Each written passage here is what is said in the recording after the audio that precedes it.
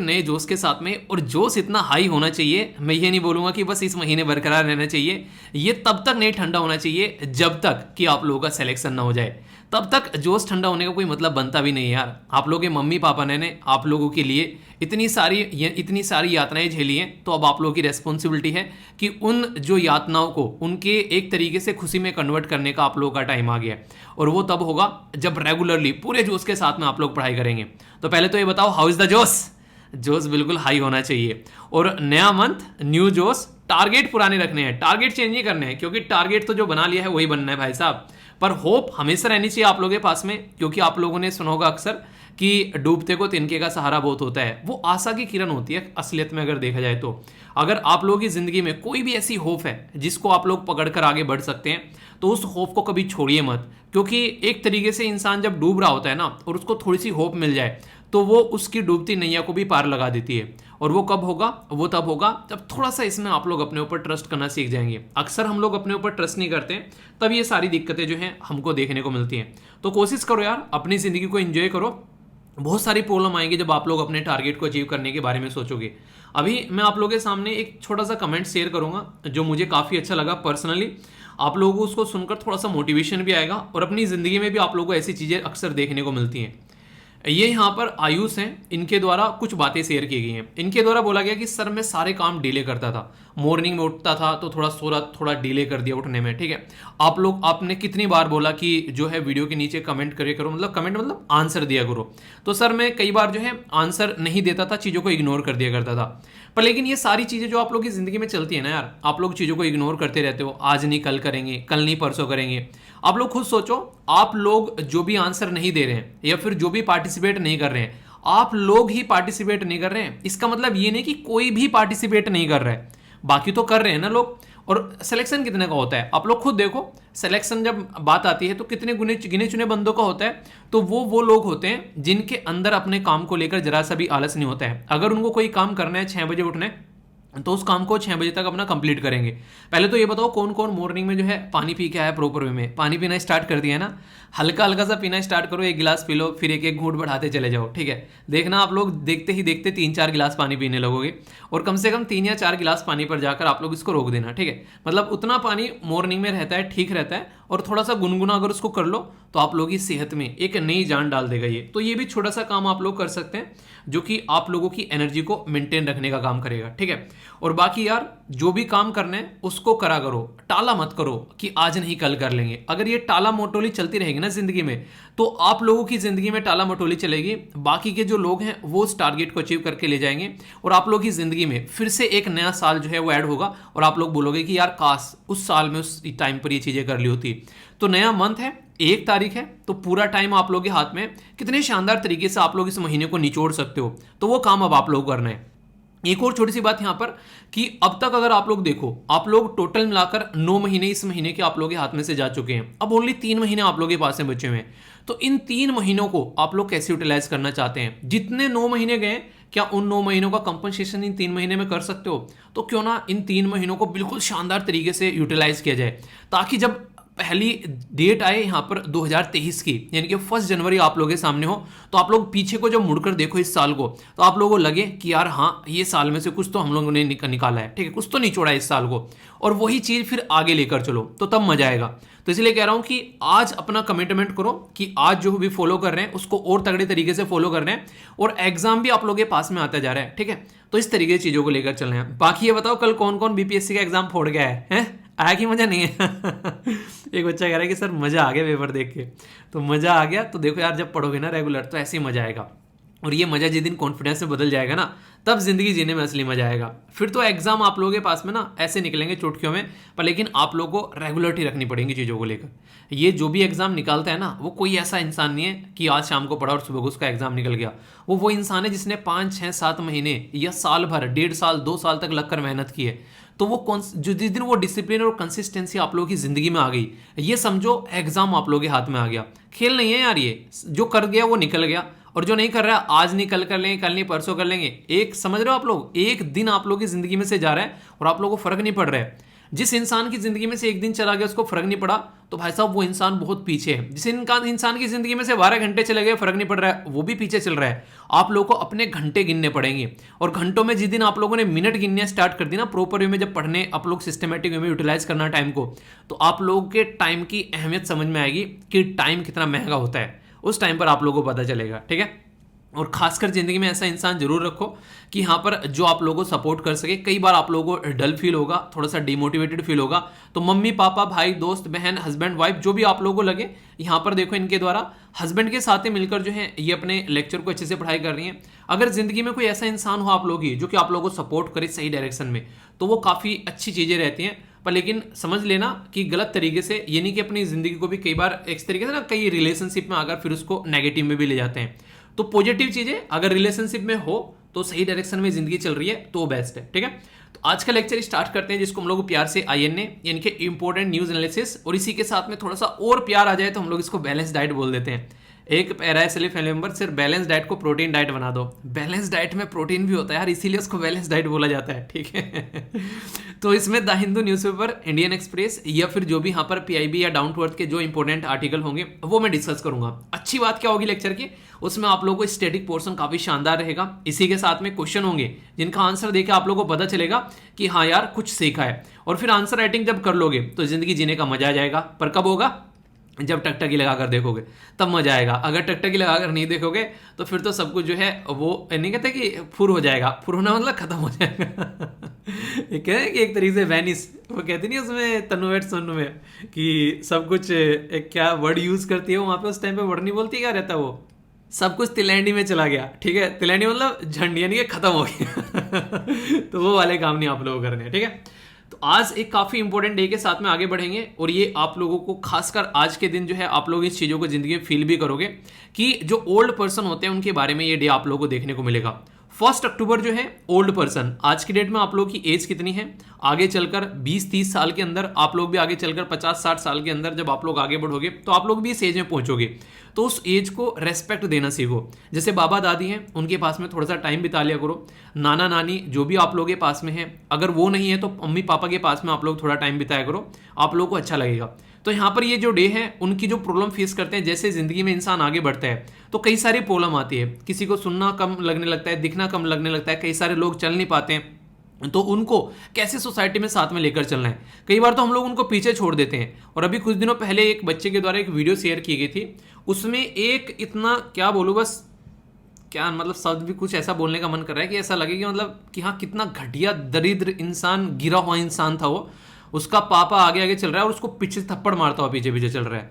मतलब मेरा एक बच्चा कह रहा है कि सर शेयर कर देना। क्या शेयर करूँ यार उस वीडियो को आप लोगों के साथ में। दरिद्रगी की इतनी हद कर रहा है कि अपने फादर को वो हाथ उठा रहा है। इसलिए मैं कहता हूँ कि एक माँ बाप जो है ना वो 100 बच्चों को पाल सकते हैं, पर 100 बच्चे भी मिलकर एक माँ बाप को नहीं पाल सकते हैं। बागवान मूवी आप लोग देखना, उसमें ये चीज़ें बहुत ही शानदार तरीके से दिखाई गई है। तो ये रियलिटी भी है सोसाइटी की आज की डेट में यार, ये ऐसी हरकतें रियलिटी में देखने को मिलती है। तो इन चीज़ों से थोड़ा सा ऊपर उठना है। तो ये डे इसी के बारे में बात करता है कि उनकी प्रॉब्लम आप लोगों को समझनी है। आप लोग उनकी प्रॉब्लम समझते ही नहीं हो कि उनकी जिंदगी में क्या प्रॉब्लम चल रही है, वो इस मुकाम पर आ गए, तो वो आप लोगों की छोटी छोटी खुशी में वो खुश होते हैं। अगर सुबह को टाइम पर उठकर आप लोग अपना शेड्यूल फॉलो कर लो, पढ़ाई कर लो उनके उठने से पहले, तो उनको उसमें भी खुशी मिलती है यार। ये आप लोगों की जिंदगी संवर रही है, उसमें उनको खुशी मिल रही है, तो वो आपकी खुशी में अपनी खुशी ढूंढना स्टार्ट कर देते हैं। ऐसे होते हैं माँ बाप। तो क्या उनकी खुशी के लिए थोड़ा सा आप लोग ये कंट्रीब्यूशन नहीं दे सकते कि अपने आप को डिसिप्लिन में लेकर आ जाओ। जिस दिन आपका एग्जाम क्लियर होगा ना, सबसे ज्यादा खुशी उन्हीं को मिलने वाली है, ठीक है। तो यहाँ पर ये ओल्डर पर्सन के बारे में बात की जा रही है। तो बात की जा रही है resilience of older person in a changing world. तो ये थीम है इसकी। तो इसके चलते सबसे बड़ी बात तो यही है कि जहां भी मौका मिले तो एक तरीके से पेरेंट्स को जो है थोड़ा सा सपोर्ट मिलता रहे साथ में कि हाँ बच्चा है, तो काफी अच्छी बात रहती है। ये इंसान कौन है इसको पहचानो। इस इंसान के बारे में काफी सारी बातें आप लोगों से करने वाला हूँ, एक टॉपिक डिस्कस करूंगा, ठीक है। काफी इंटरेस्टिंग है, आप लोगों का सुन के जो है उसको मजा आएगा, ठीक है।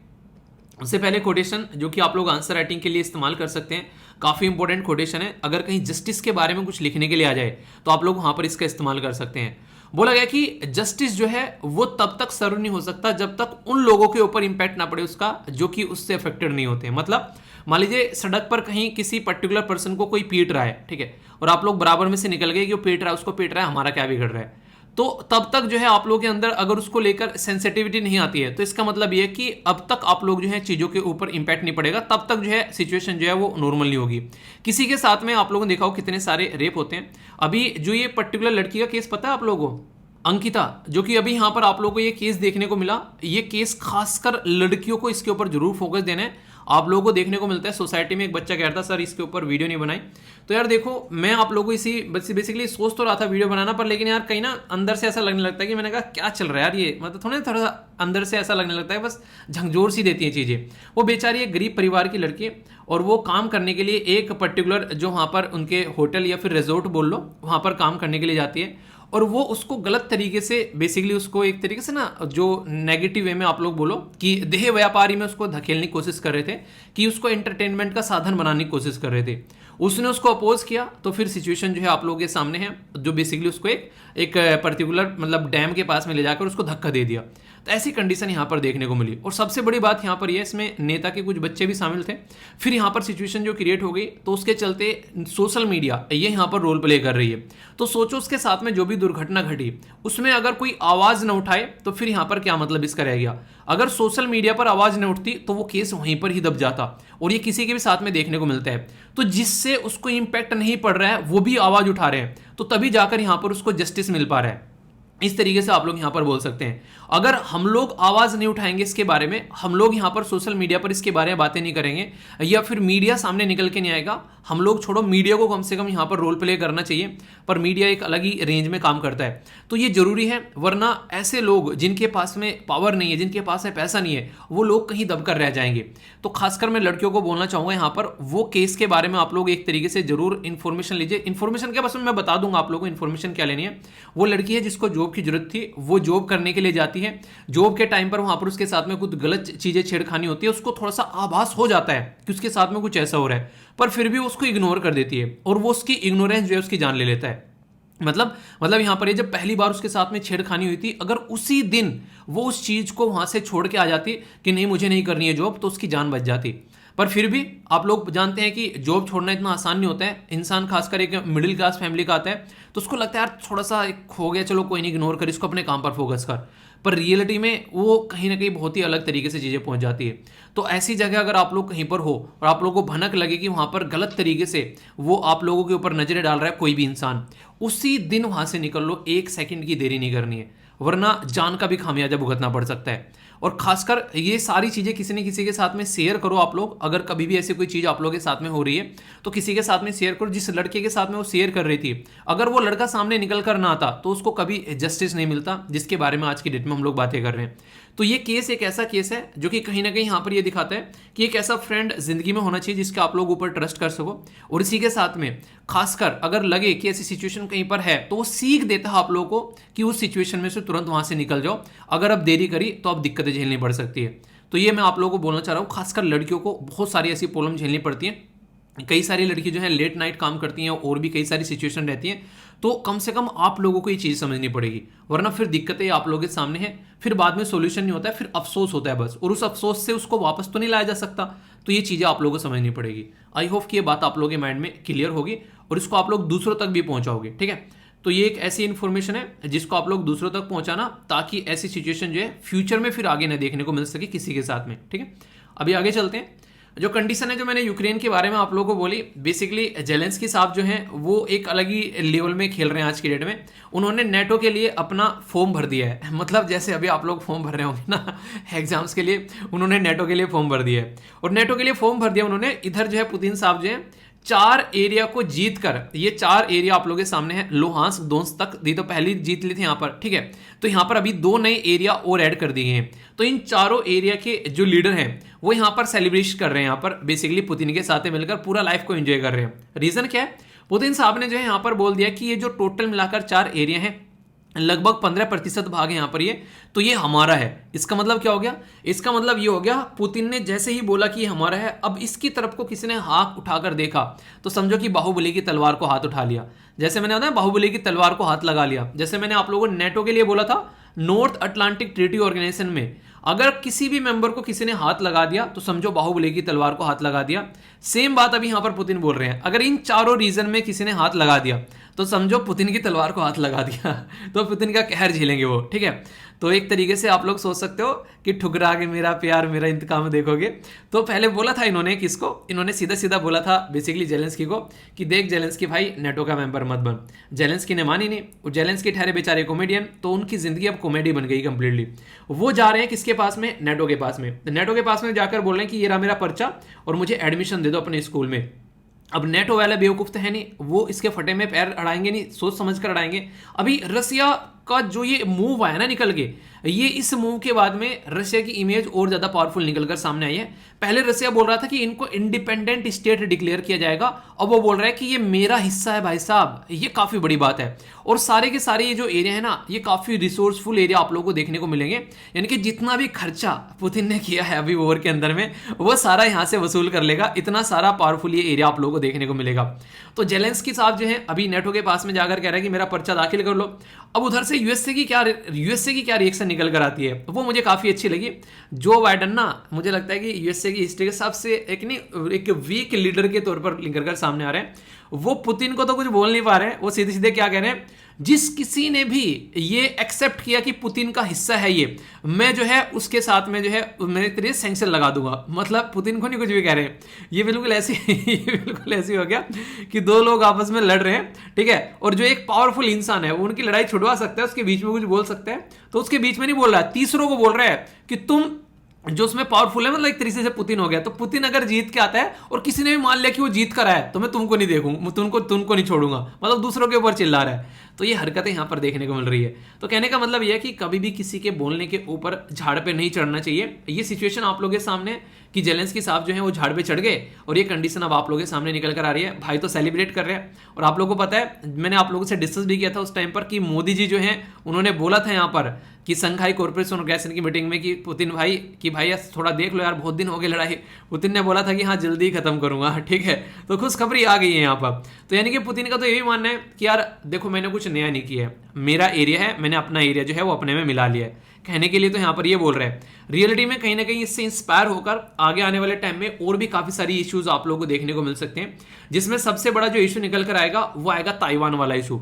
ताइवान को कल को सेम पैटर्न में यहां पर चाइना जो है अपने कंट्रोल में लेकर बोल सकता है कि ये वैसे भी वन चाइना की पॉलिसी फॉलो करती है दुनिया, ताइवान मेरा ही है, अब यहां पर इसके ऊपर किसी का कोई भी अधिकार नहीं होगा, ठीक है। अब इससे इंस्पायर होकर ये अच्छा हो सकता है कल को चला पता चला मोदी जी बोलने लगे कि भाई साहब ये भी हमारा ही है, ठीक है 1947 में गलती से अलग हो गया था, हम अपना हिस्सा जो है वो वापस लेने जा रहे हैं। तो ये काफी अच्छा रहेगा अगर देखा जाए, ठीक है।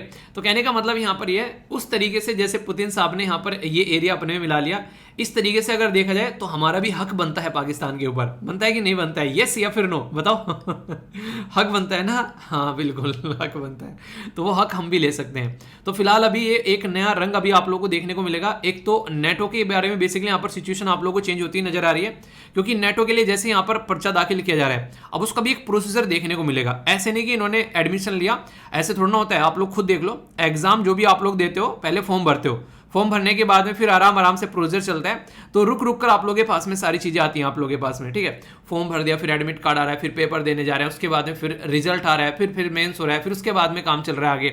तो यहाँ पर नेटो का भी प्रोसीजर ऐसे ही मिलेगा, ऐसा नहीं कि हवागिरी में सारी चीजें जो है यहाँ पर कंप्लीट होने वाली है। अब पूरा मैप अगर आप लोग देखोगे तो ये लोकेशन है कहां पर, अगर ढंग से आप लोग देखोगे तो ये हो गया यहाँ पर यूक्रेन और ये हो गया रसिया। तो रसिया के पुतिन साहब ने जो है यहाँ पर जो यूक्रेन के जेलेंस्की वाला एरिया जो है ये अपने में मिला लिया है, ठीक है। पहले ही यहाँ पर ऑलरेडी क्रीमिया जो है वो इन्होंने हथिया लिया था, तो अगर क्रीमिया को भी इसमें मिला लेते आप लोग तो 15 में अभी 5% और जोड़ दो तो लगभग 20% वाला एरिया जो है ये इनके अंडर में आ चुका है, और ये काफी पावरफुल एरिया आप लोग यहाँ पर देखने को मिलेगा, ठीक है। तो यानी कि पुतिन साहब जो है रशियन अपना एंजॉय कर रहे हैं। अभी जो नेटो में बार बार चिल्ला रहा हूं, ये नेटो एक काफी इंपॉर्टेंट ऑर्गेनाइजेशन है, इसके बारे में आप लोगों को जरूर पता होना चाहिए, जिसमें जेलेंस्की जो कि यूक्रेन के आज के डेट में लीडर है, प्रेसिडेंट है, वो इसमें एडमिशन लेना चाहते हैं, ठीक है। तो इसमें क्या ऑलरेडी एडमिशन हो चुके हैं कुछ, ये एक ऐसी और यूनिवर्सिटी है जहां पर ऑलरेडी बहुत सारे लोग पढ़ रहे हैं, ठीक है। ये यूनिवर्सिटी क्या एक तरीके की डिफेंस यूनिवर्सिटी आप लोग इसको बोल सकते हैं। इसमें एडमिशन लेने का मतलब यह है कि आप लोगों के ऊपर कोई हाथ नहीं उठाएगा। अब क्यों? क्योंकि अगर आप लोगों के ऊपर किसी ने हाथ उठाया तो सारों के सारे मेंबर जो हैं वो आप लोगों के साथ में खड़े हुए मिलेंगे आप लोगों को। तो यहां पर 30 मेंबर ऑलरेडी हैं यहाँ पर जो कि नेटो के मेंबर हैं ऑलरेडी, और इसके कुछ आर्टिकल ऐसे यहां पर ये बोलते हैं कि 30 में से किसी भी एक मेंबर को किसी ने हाथ लगा दिया तो फिर वही बात कि बाहुबली की तलवार को हाथ लगा दिया, 30 के 30 जो है उसके ऊपर टूट पड़ेंगे। तो यहां पर इसीलिए जो यूक्रेन यानी कि जेलेंस्की साहब चाहते हैं कि यहां पर ये इसका मेंबर बन जाए और फिर यहां पर पुतिन जो है उनको हाथ लगा के दिखाए, ठीक है। तो फिर ऐसे होगा, नेटो पीछे खड़ा हुआ है और जो जेलेंस्की आगे खड़े हुए और फिर भोग रहे हैं जाके उसके पुतिन के ऊपर, तो वो वाली कंडीशन देखने को मिलेगी। तो ये ग्रुप बनाया गया था 1949 में, तो उस टाइम पर यूएसएसआर को टैकल करने के लिए बनाया गया था। आज की डेट में कंडीशन देखने को मिलेगी जब यहां पर जिसको यूएसएसआर बोला गया वो आज की डेट में आप लोग रसिया बोल सकते हो। उसी रसिया में से छोटे छोटे पार्ट निकलकर अलग हुए थे जो कि आज की डेट में अलग है, जिनको पुतिन साहब बोल रहे हैं कि फिर से ग्रेट रसिया हम लोग बनाएंगे, यानी कि जितने टुकड़े टूटकर हुए थे अलग उनको फिर से अपने साथ में लेकर आएंगे, ठीक है। तो कितने टोटल पार्ट हुए थे, रसिया को अगर हटा दो टोटल कितने पार्ट हुए थे यूएसएसआर का जब विघटन हुआ था, उसमें आप लोगों को बताना है, ठीक है। तो ये पूरा एक छोटा सा ओवरव्यू है, आई होप कि आप लोगों के माइंड में इसको लेकर क्लैरिटी आई होगी। तो पूरा फंडा आप लोगों को समझा दिया, एक एक पॉइंट माइंड में क्लियर हो गया। कोई डाउट होगा तो पूछना, उसको फिर क्लियर किया जाएगा, ठीक है। फीडबैक जरूर दे दिया करो, जैसा भी आप लोगों को लेक्चर लगता है लाइक या डिसलाइक कर आप लोग बता सकते हैं, या फिर आप लोग अगर कोई डाउट हो तो उसको भी आप लोग कमेंट बॉक्स में पूछ सकते हैं, ठीक है। एक छोटी सी अवेयरनेस की इंफॉर्मेशन है, जो आंसर राइटिंग ग्रुप है उसमें अगर कोई भी कुछ भी गलत तरीके से पोस्ट करता हुआ पाया जाता है तो फिर यहाँ पर उसको ब्लॉक कर दिया जाता है, ठीक है। जब ये ब्लॉक हो गए तो इसका मतलब क्या है, इसका मतलब आप लोगों को कुछ ऐसा देखने को मिलेगा, दिस चैनल इज प्राइवेट, यानी कि आप लोग जो हैं इसमें पार्टिसिपेट नहीं कर पाएंगे किसी भी तरीके से। और यकीन मानो बहुत सारे बच्चे जो हैं यहाँ पर प्राइवेट हो रखे हैं, लगभग 142 अब तक मैं प्राइवेट कर चुका हूँ। और मैं इसको जानबूझकर बताता नहीं हूँ क्योंकि रेगुलर इसके बारे में लेक्चर में बोलने का कोई मतलब नहीं है, क्योंकि जो आंसर लिख रहे हैं वहाँ पर प्रॉपर सही सिस्टमेटिक वे में पार्टिसिपेट कर रहे हैं। मैं नहीं चाहता कि वहाँ पर किसी भी तरीके से उनको जो है कोई भी दिक्कत पहुँचे। तो जो भी यहाँ पर टेलीग्राम में आकर उल्टे सीधे लिंक पोस्ट करते हैं, ये उनके लिए थोड़ी सी आप लोग चेतावनी बोल सकते हो कि वो यहाँ पर फालतू की एक तरीके से ना वो एक कचरे वाली हरकतें करते हैं, कचरा फैलाते हैं यहाँ पर। तो उस कचरे को साफ करने के लिए मुझे मजबूरन ये काम करना पड़ता है, वरना जो सीरियस कैंडिडेट यहाँ पर पढ़ रहे हैं उनको दिक्कतें झेलनी पड़ जाएंगी। तो आंसर राइटिंग ग्रुप है यहाँ पर वीर तालियान के नाम से, टोटल मिलाकर इसमें 73,000 लोग अभी जुड़े हुए हैं। बहुत सारे बच्चे जो हैं वो रेगुलरली आंसर लिख रहे हैं, अगर आप लोग देखोगे एक दूसरे का आंसर जो है वो आप लोग रिव्यू कर सकते हैं काफ़ी शानदार तरीके से। ये देखो मैथमेटिक्स के भी आंसर यहाँ पर पोस्ट किए जा रहे हैं, ऑप्शनल सब्जेक्ट भी अगर आप लोगों को कोई भी है उसके भी आंसर जो है वो आप लोग यहाँ पर पोस्ट कर सकते हैं और एक दूसरे के साथ में मिलकर आप लोग उसको रिव्यू कर सकते हैं। तो एक अच्छा माहौल बनाने के लिए ये जरूरी है। और रिक्वेस्ट है यहाँ पर, जिसको एक बार ब्लॉक कर दूंगा फिर मेरे पास में मैसेज मत करना कि सर मुझे अनब्लॉक कर दो। तो कोई भी अगर लिंक वहाँ पर पोस्ट करेगा कैसा भी, तो यहाँ पर फिर समझ लेना कि उसकी कहानी खराब है। अब फिर कोई नया नंबर खरीद कर लेकर आना, तब जाकर इस ग्रुप को आप लोग ज्वाइन कर पाओगे, वरना नहीं कर पाओगे। और फिर से कोई हरकत करोगे फिर 1 सेकंड लगेगी फिर ब्लॉक कर दूंगा, क्योंकि यार मैं नहीं चाहता यहाँ पर कोई ऐसी हरकतें करे। दूसरी इंपॉर्टेंट बात यहाँ पर, कई सारे बच्चे जो हैं जैसे मैंने बोला था कि एक घर पर एक पर्टिकुलर जो डॉगी थी उसकी प्रॉब्लम थी, तो यहाँ पर उसको ऑपरेशन कराया गया उसके लिए बेसिकली, तो वहाँ पर उसको प्रॉपर अब वो ठीक है यहाँ पर, ठीक है। तो यार अभी कई सारे बच्चे जो हैं पता नहीं कहाँ से फोटो खींच कर लेकर आ रहे हैं और वहाँ पर उसमें डालकर पेटीएम के लिए पैसे मांग रहे हैं वहाँ पर, ठीक है। तो मत करो यार ये चीज़ें, क्योंकि उस पर्टिकुलर ग्रुप को पढ़ाई के लिए रखा गया है, ठीक है। पता है प्रॉब्लम होगी पर लेकिन यहाँ पर ये सही जगह नहीं है उसका सोल्यूशन निकालने के लिए। आप लोग ये चीज़ें अपने मोहल्ले पड़ोस में 1-2 इंसान को बोलकर वहाँ से इकट्ठा कर सकते हो। ऑनलाइन पैसे इकट्ठे करने का क्या मतलब है उस चीज़ के लिए? वहाँ पर जो इलाज कराया गया था, मैंने ऑनलाइन बोला था किसी को यार मुझे पैसे दे दो उसका इलाज करवाना है। अगर आप लोगों को लग रहा है तो 1-2 इंसान से अपने घर पर बात कर लो पहले, तो हो सकता है घर वाला को थोड़ी हेल्प कर दे आप लोगों की। उसमें आकर आप लोग पूछ रहे हो कि उसको ऑपरेशन करवाना है पैसे दे दो वहाँ पर, तो ये बिल्कुल गलत बात है, मैं बिल्कुल अलाउ नहीं करूँगा वहाँ पर, ठीक है। वहाँ पर आंसर राइटिंग के लिए है, उसको आंसर राइटिंग के लिए ही रहने दो। और किसी भी ग्रुप में, चाहे फेसबुक में हो चाहे यहाँ पर, अगर कहीं पर भी मुझे ऐसा दिखेगा फिर मत बोलना कि सर ब्लॉक क्यों कर दिया, ठीक है। बाकी एक इन्फॉर्मेशन, पीडीएफ आप लोग यहाँ पर प्रोवाइड करा दी है।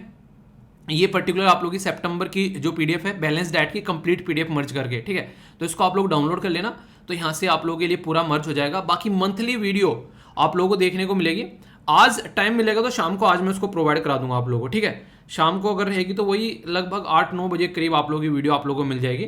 और अगर आज टाइम नहीं मिला तो फिर कल, ठीक है। वरना आज आप लोग देखते हैं, उसके लिए मैं टेलीग्राम पर आप लोगों के लिए इन्फॉर्मेशन अपडेट कर दूंगा, ठीक है। तो पूरी मंथली वीडियो आप लोगों के सामने होगी, पूरा कंप्लीट मंथ का रिवीजन आप लोगों को हो जाएगा, और वो भी टॉपिक वाइज मतलब पहले उसमें जैसे पॉलिटी की न्यूज़ हो गई, ठीक है, इंटरनेशनल रिलेशन की होगी, हिस्ट्री ज्योग्राफी, इंपॉर्टेंट जो पर्सन इन न्यूज पर्सनैलिटी, वो सारी उस तरीके से कवर करूंगा जैसे लास्ट टाइम किया था, और अच्छे से अब की बार आप लोगों को देखने को मिलेगा। तो उसको भी आप लोग एंजॉय कीजिएगा, ठीक है। तो उसके लिए टेंशन मत लेना, उसको मैं प्रोवाइड कराऊंगा।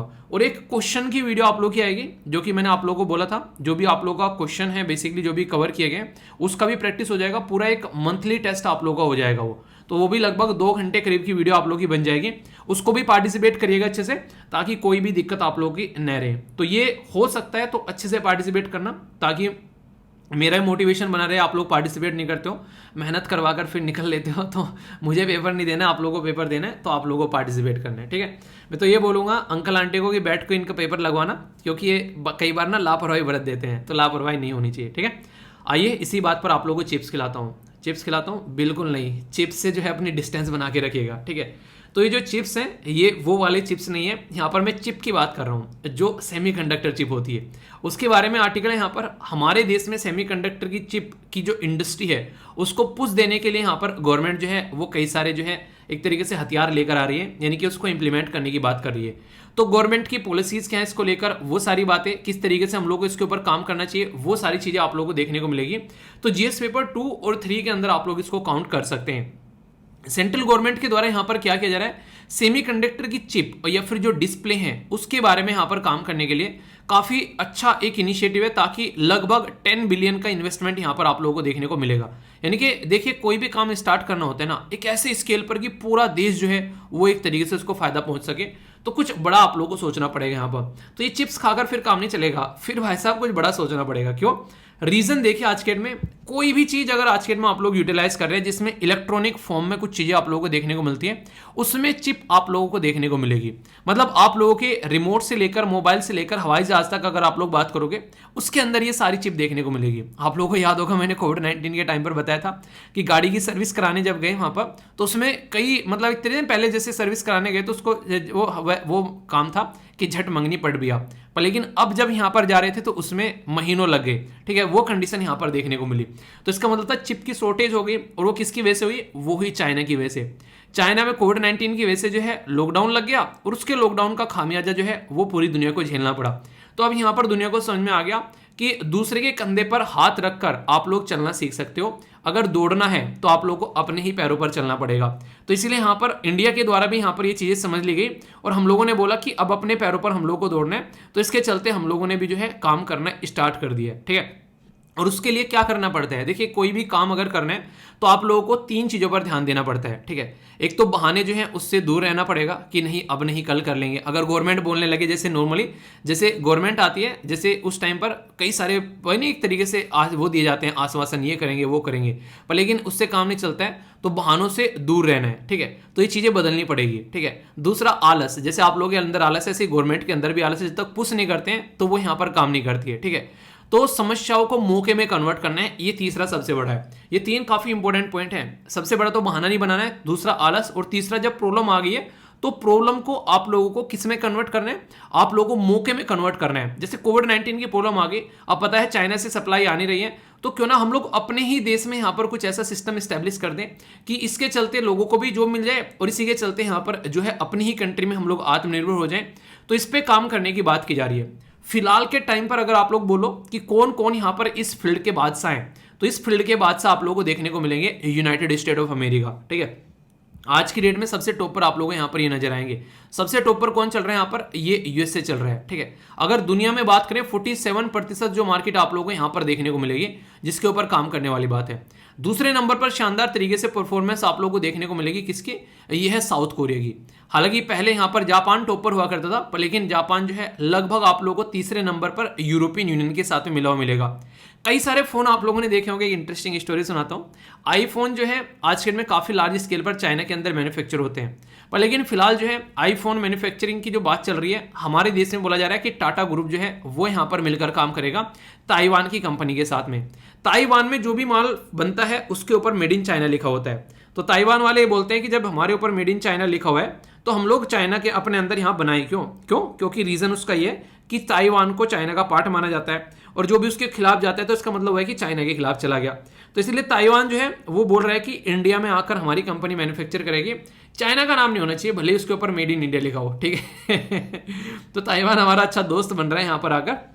तो इससे काफ़ी फायदा भी देखने को मिलेगा हमें आने वाले टाइम में। तो ये कुछ कंट्री हैं जिनके बारे में याद रखिएगा, जो चिप के फील्ड में काफ़ी मैन्युफैक्चरिंग करने वाली काफ़ी लीडिंग कंपनी है। और आने वाले टाइम पे हमारी कंट्री में देखिए मार्केट तो है, अब मार्केट है, हम लोग बाहर से खरीद कर लेकर आ रहे हैं, तो ये गलत तरीका है। तो अपने ही देश में ये चीज़ें बनानी पड़ेंगी। आज की डेट में बात करो, चाइना का जो शेयर है ग्लोबल एक्सपोर्ट के अंदर में काफ़ी लार्ज स्केल पर देखने को मिलेगा।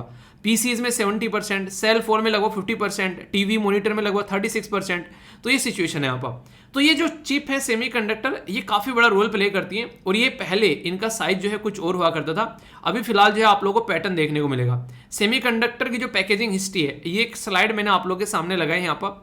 आज की डेट में एक छोटी सी चिप के अंदर इतना सारा मटेरियल आ जाता है, तो आप लोग समझ सकते हैं कि यहाँ पर पहले एक टाइम पर, पुराने टाइम में अगर देखोगे, सबसे बड़ा कंप्यूटर जो था वो एक कमरे जितना था, ठीक है।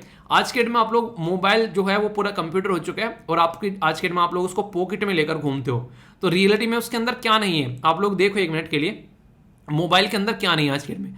आप लोग अलार्म लगा रहे हो, कैलकुलेटर आप लोगों के पास में, आप लोग फोन कर रहे हो, कॉल कर रहे हो, उसके ऊपर वीडियो देख रहे हो, सोशल मीडिया आप लोग हैंडल चला रहे हो, उसके अंदर नोट्स आप लोग बना रहे हो। उसके अंदर क्या चीजें नहीं है आज के डेट में। वो अलार्म जो सुबह सुबह बजता है 5 मिनट के लिए, आप लोग पोस्टपोन कर सो जाते हो, वो उसी के अंदर होता है, ठीक है। तकिया के नीचे दबा कर सोते हो, तकिया के नीचे मत सोया करो। लगभग कोशिश किया करो कि एटलीस्ट 1 से 1.5 मीटर डिस्टेंस आप लोग ये सिर से उस मोबाइल की होनी चाहिए, वरना खतरनाक है वो आप लोगों के लिए, ठीक है। कई बार दिक्कतें देखने को मिलती है, फट जाते हैं कई सारे मोबाइल। कई सारे महानुभव तो ऐसे हैं कि ईयरफोन लगाकर उसको रात को दबाकर और चार्जिंग पे लगाकर सो जाते हैं। भाई साहब उड़ा देगा कान, पता भी नहीं चलेगा। बहुत सारे केसेस देखने को मिलते हैं। कभी भी मोबाइल चार्जिंग पे लगा हो, उस टाइम पर उसमें ईयरफोन लगाकर बातें नहीं करनी है। ईयरफोन लगाकर बातें तभी करनी है जब वो मोबाइल जो है वो चार्जिंग पे न लगाओ, ध्यान रखिएगा ये, ठीक है। तो ये चीज़ें हैं। तो उसके अंदर ये हीटिंग होती है बेसिकली बैटरी, और उसकी वजह से यहाँ पर ये कंडीशन होती है, ठीक है। तो सेमीकंडक्टर अगर बात करें, इसमें 3 कैटेगरी आप लोगों को देखने को मिलेगी। अगर बात करें सेमीकंडक्टर नहीं, मतलब 3 प्रोडक्ट होते हैं। एक को इंसुलेटर बोलते हैं। इंसुलेटर का मतलब क्या होता है, आप लोगों ने देखा होगा घरों में जब कोई पर्टिकुलर मतलब जो गैस के ऊपर आप लोग क्या करते हो, कोई गर्म कर रहे हो कुछ भी सामान, उसका जो डंडा होता है वो काला काला बेसिकली आप लोगों को देखने को मिलता है। तो लकड़ी का होता है, फिर काले काले मटेरियल का होता है। तो वो इंसुलेटर होता है, उसमें जो भी वो गर्म हुआ है उसको आराम से पकड़ सके आप लोग उस बर्तन को, काला हैंडल रहता है उसमें वो, तो वो इंसुलेटर का काम करता है, ठीक है, ताकि आप लोगों के हाथ में वो हीट ना आ सके, जो कि यहाँ पर आपका हाथ न जले, उससे बचा सके। सेम काम यहाँ पर अगर बात करें जो वो होता है वो लकड़ी करती है सेम पैटर्न में, ठीक है। या फिर कई जगह रबर के इस तरीके आप लोगों को ये इस तरीके के सिस्टम देखने को मिल जाते हैं, ठीक है। सेमी कंडक्टर क्या रहता है, ये आप लोगों को देखने को मिलेगा सेमी मतलब कंप्लीट नहीं है कंडक्टर, हल्का हल्का सा आप लोग बोल सकते हो। तो यहाँ पर सेमी कंडक्टर, तो ये काफी बड़ा रोल प्ले करता है जो भी इलेक्ट्रॉनिक डिवाइस जो है वो बनाई जाती है। तो यहाँ पर ये सेमी कंडक्टर आप लोगों को यहाँ पर देखने को मिलता है। और सबसे खतरनाक चीज जो है वो आप लोगों को कंडक्टर देखने को मिलेगा। इनका डिफरेंस क्या होता है, इसमें रेजिस्टेंस जो होता है वो सबसे ज्यादा होता है। रेजिस्टेंस मतलब इतना हाई होता है कि वो एनर्जी को फ्लो ही नहीं करने देता है। इसमें आप लोगों को आधा देखने को मिलेगा। और ये तो फुल कंडक्टर है, टच कर दो तो भाई साहब इधर से उधर निकल जाए सारी चीजें, तो ये चीज देखने को मिलेगा। तो पूरा जो सिस्टम यहाँ पर निकल कर आता है, तो आप लोगों को पता है एक फॉर्मूला आप लोगों के सामने निकल कर आता है, V=IR, ठीक है। तो VIR, वीर याद रख लेना, ठीक है। तो voltage is equal to current into resistance, या फिर आप लोग जब रेजिस्टेंस निकालते हैं तो वोल्टेज अपॉन करंट यहाँ पर आ जाता है। तो ये सिस्टम आप लोगों को देखने को मतलब बड़ा ही सिंपल सा फॉर्मूला है, ये भी कई बार आप लोगों को यूज होता है यहाँ पर नजर आता है। तो जो R है यहाँ पर, ये रेजिस्टेंस आप लोगों को देखने को मिलेगा, ठीक है। तो ये रेजिस्टेंस जो है यहाँ पर, ये फ्लो करंट का कैसा होना है उसके ऊपर यहाँ पर काम करता हुआ नजर आता है। करंट के बारे में एक बात आप लोग हमेशा याद रखिएगा, करंट जो है वो हमेशा शॉर्टेस्ट पाथ फॉलो करती है। मतलब जैसे मान लीजिए एक तार है यहाँ पर, तो उसमें जो शॉर्टेस्ट पाथ होगा, यहाँ पर एक तार यहाँ से कनेक्ट कर रखा है आप लोगों ने, एक तार यहाँ से कनेक्ट कर रखा है, तो शॉर्टेस्ट पाथ करंट जो है वो हमेशा फॉलो करती है। तो ये कंडक्टर में जो आप लोगों को देखने को मिलेगा, कंडक्टिविटी इतनी हाई होती है 1 मिनट में। होने कहते हैं कि बिजली जो है, आप लोगों ने द सीक्रेट मूवी देखी है, उसमें काफी अच्छा डायलॉग है मेरे में जो मुझे अच्छा लगता है।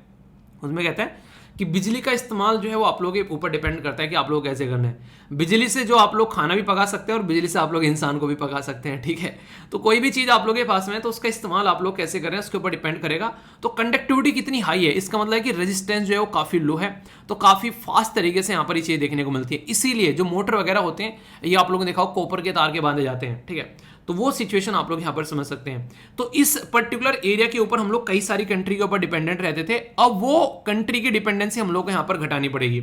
अगर थोड़ा सा आप लोग अगर आप लोगों को इलेक्ट्रॉनिक्स के फील्ड में लेकर चलो, इसको समझने के लिए अक्सर जो है टीचर ये समझाया करते हैं कि बैंड गैप कितना है। जैसे इंसुलेटर में ये बैंड गैप काफी देखने को मिलेगा, यहाँ से यहाँ तक जो है वो आप लोगों को बेसिकली फ्लो नहीं नजर आएगा।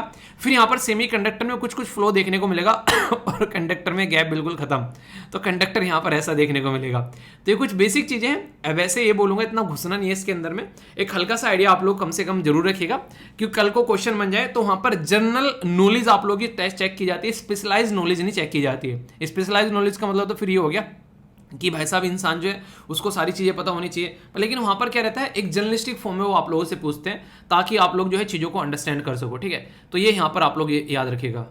ये जो फॉर्मूला मैंने यहाँ पर बताया, इसको अगर बिल्कुल नॉर्मल भाषा में आप लोग समझना चाहते हैं, फिर से अगर कोई बच्चे ऐसे होंगे फिर बोलेंगे सर हम तो साइंस बैकग्राउंड के हैं नहीं, तो सीधा सीधा यार इसका फंडा ये है कि भाई साहब जो इंसुलेटर होता है उसमें करंट जो है वो बिल्कुल फ्लो नहीं होता है। ठीक है, यहाँ पर जो है करंट थोड़ा फ्लो होता है और यहाँ पर करंट जो है बहुत ताबड़तोड़ फ्लो होता है। ठीक है, यानी कहने का मतलब ये कि कोई भी रुकावट नहीं होती है, तो इसीलिए उसको कंडक्टर बोला जाता है। जैसे बस में कंडक्टर होता है, ठीक है, तो भीड़ में कहीं भी जाकर वो पैसे लेकर आता है, तो ऐसे आप लोग बोल सकते हो। तो ये एक तरीके से जो यहाँ पर रुकावट के बेस पर यहाँ पर ये चीजें इसकी डिसाइड की जाती है, और हर एक चीज का अपना महत्व है। आप लोगों को पता होगा कि एक तरीके से इंसान को कभी कभी पिटाई भी झेलनी पड़ती है घर वालों की, माँ बाप की, क्योंकि जरूरी है वो भी। तो एक तरीके से उनका प्यार भी रहता है, उनको गुस्सा भी रहता है, तो हर एक चीज की अपनी अपनी इंपॉर्टेंस होती है। ऐसे ही आप लोग यहाँ पर इनकी इंपॉर्टेंस बोल सकते हो। ठीक है, तो इसके बारे में हल्का सा आइडिया आप लोग रखिएगा जो भी है। अब इंपॉर्टेंट चीज क्या है यहाँ पर, ये सारी चीजें हम लोग चाहते हैं अपने देश के अंदर बनाना। अपने देश के अंदर अगर ये चीजें हम लोग बनाएंगे तो यहाँ पर सारी चीजें जो है हम लोग सुधार पाएंगे। अभी अगर बात करें, यहाँ पर बात की जा रही है प्रोडक्ट लिंक इंसेंटिव के बारे में, यानी कि जो ये प्रोडक्ट है हम लोग अपने देश के अंदर बनाएंगे, इसी के लिए गवर्नमेंट जो है सपोर्ट प्रोवाइड करा रही है, जिसको बोलते हैं product link incentive scheme. Recently एक ऐसा टॉपिक है जो बहुत ज्यादा न्यूज में रहा है। यहाँ पर इसके बारे में कुछ बेसिक इन्फॉर्मेशन आप लोगों को पता होना चाहिए कि गवर्नमेंट क्या चाह रही है। गवर्नमेंट चाह रही है कि जो भी प्रोडक्ट, जो भी माल मसाला हम लोग बाहर से खरीद कर लेकर आया करते थे, वो सारा माल मसाला जो है हम लोग अपने देश में बनाना स्टार्ट कर दें। तो अगर अपने देश में हम लोग वो चीजें बनाना स्टार्ट करेंगे, उससे क्या फायदा देखने को मिलेगा आप लोग खुद सोचिए। मान लीजिए आज की डेट में मोबाइल हम लोग बाहर से लेकर आ रहे हैं, अपने ही देश में बना रहे हैं, तो एक तो सबसे बड़ी चीज ये है कि जो एक तरीके से कस्टम जो ड्यूटी आप लोगों को देनी पड़ती है सामान आने ले जाने का, बॉर्डर क्रॉस, वो सारा यहाँ पर घट जाएगा। तो कम से कम माल जो है वो थोड़ा सस्ता मिलेगा अगर फोन हमारे ही देश में बनने स्टार्ट हो जाएंगे। पहला पॉइंट तो यही होगा कि माल आप लोगों को सस्ता मिलेगा। पॉइंट नंबर 2, अपने ही देश में बनाएंगे तो कहीं ना कहीं उन लोगों को काम मिलेगा जो प्रोडक्ट बनाएंगे, तो क्या होगा यहाँ पर जॉब क्रिएट होगी। तो यानी कि भाई साहब लोगों के घरों में चूल्हा जलेगा, किसी को जॉब मिलेगी, तो कहीं ना कहीं आगे जो है शादी विवाह के चांसेस भी बढ़ेंगे।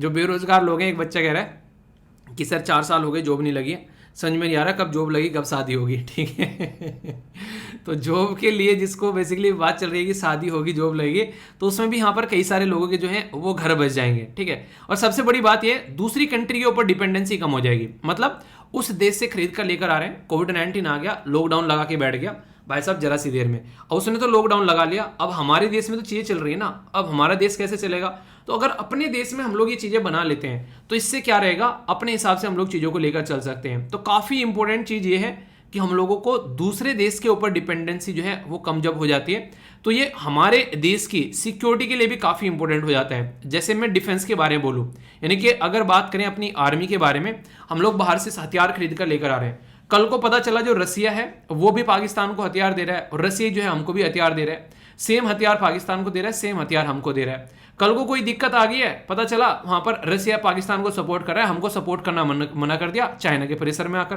तो इस तरीके से आप लोग कंडीशन समझ सकते हैं। तो बहुत सारे ऐसे पॉइंट होते हैं, ऐसा हुआ है पास्ट में, ऐसा इसलिए बता रहा हूं। तो इंडिपेंडेंट रहना काफी ज्यादा जरूरी है, वरना दिक्कतें झेलनी पड़ जाती है यहाँ पर। तो इसलिए गवर्नमेंट चाह रही है कि यहाँ पर इंसेंटिव प्रोवाइड करा जाए। इंसेंटिव मतलब शब्द लिखने के लिए इंसेंटिव आप लोग यूज कर लेना, पर लेकिन ये होता है छूट दे देना। मान लीजिए टैक्स लग रहा है यहाँ पर किसी प्रोडक्ट पर हमारे देश में आकर, तो गवर्नमेंट जो है वो अपना टैक्स इकट्ठा कर रही है वहां पर 18%, पर लेकिन गवर्नमेंट बोले कि भाई साहब अगर ये प्रोडक्ट आप लोग हमारे देश में आकर बनाओगे तो 18 नहीं, मैं आप लोगों को 12% टैक्स के लिए अलाउ करूंगा, 6% की छूट होगी आप लोगों के लिए। तो ये क्या हो गया, अब भाई साहब कोई भी कंपनी आएगी तो भाग भाग के बनाएंगे यहाँ पर कि भाई साहब 6% की छूट मिल रही है। ऐसे ही बहाने, ऐसे ही लुभावने बहाने बना बनाकर चाइना ने बहुत सारी कंपनियों को अपने यहाँ पर खींच लिया। मतलब हमारे देश में सबसे बड़ी प्रॉब्लम पता है कि आज की डेट में अगर कोई कंपनी बाहर से आती है, आकर हमारे यहाँ पर अपना प्लांट लगाती है, तो सबसे बड़ी प्रॉब्लम क्या आती है? वीडियो को पॉज कर कर बताओ, देखता हूँ आप लोग क्या बताते हो। सबसे बड़ी प्रॉब्लम क्या आएगी निकल कर? वो आएगी लैंड की प्रॉब्लम। क्यों? क्योंकि लैंड यानी कि जो जमीन है वो प्राइवेट प्रॉपर्टी है, यानी कि हर एक इंसान जो है वो जमीन का हमारे देश में अपनी खुद की, आप लोग खुद देख लो, आप लोग गांव से आते हैं तो आप लोग के हिस्से में कोई ना कोई जमीन आती होगी, आपके हिस्से में नहीं तो आप लोग के पापा के या घर वालों के किसी के हिस्से में आती होगी। तो जमीन जो है वो प्राइड के साथ में कनेक्टेड है। प्राइड मतलब एक तरीके से समाज में इज्जत बढ़ती है जितना बड़ा जमींदार होता है, कि हमारे हिस्से में भाई साहब 50 बीघे जमीन आती है, ठीक है, वो 50 बीघे का जमींदार है वो, तो ये देखने को मिलता है। तो वो जमीन प्राइवेट प्रॉपर्टी होगी, तो अगर कल को चलकर गवर्नमेंट उसको खरीदने लगे तो ये भी गांव में जाओगे तो ऐसा देखने को मिलेगा कि जमीन बेच दी भाई साहब उसने। ऐसा लगता है कि इससे बेइज्जती होगी एक तरीके से इंसान की, कि मजबूरी में जमीन बेचनी पड़ रही है। उसके घर उसका बाप जो था ना दारू पीता था, दारू पी पी के सारी जमीन बेच दी उसने। ऐसे भी कई सारे केसेस आप लोगों को देखने को मिलते हैं। तो इसको इंसल्ट के तरीके से भी हमारे समाज में देखा जाता है।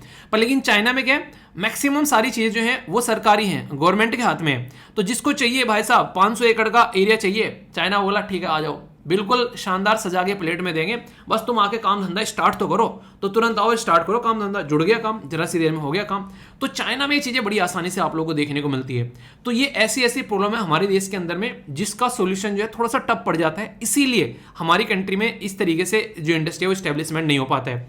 तो पहला तो टैक्स में छूट मिल गई, दूसरा लैंड आप लोगों को देखने को मिलेगा, तीसरी जो सबसे बड़ी प्रॉब्लम भी आप लोगों को यहाँ पर देखने को मिल रही है वो है स्किल डेवलपमेंट। स्किल मतलब हमारे यहाँ पर जो लोग हैं वो एक तरीके से किसी पर्टिकुलर स्किल में, यानी कि उनके पास में कोई स्पेशल जो एक तरीके से नॉलेज नहीं है किसी पर्टिकुलर एरिया को लेकर। जैसे मान लीजिए मैं टीचिंग करता हूं, ठीक है, तो मेरी स्किल टीचिंग हो गई। मान लीजिए कोई पर्टिकुलर इंसान डॉक्टर है तो उसकी स्किल डॉक्टर हो गया वो, ठीक है, तो स्किल हो गया वो, एक तरीके से मरीजों का इलाज करता है। तो हर एक इंसान की एक स्किल होती है। तो स्किल मान लीजिए कोई लुहार है, कोई बढ़ाई है, कोई कुम्हार है, तो इस तरीके से अगर कोई इलेक्ट्रीशियन है उसकी वो स्किल हो गई।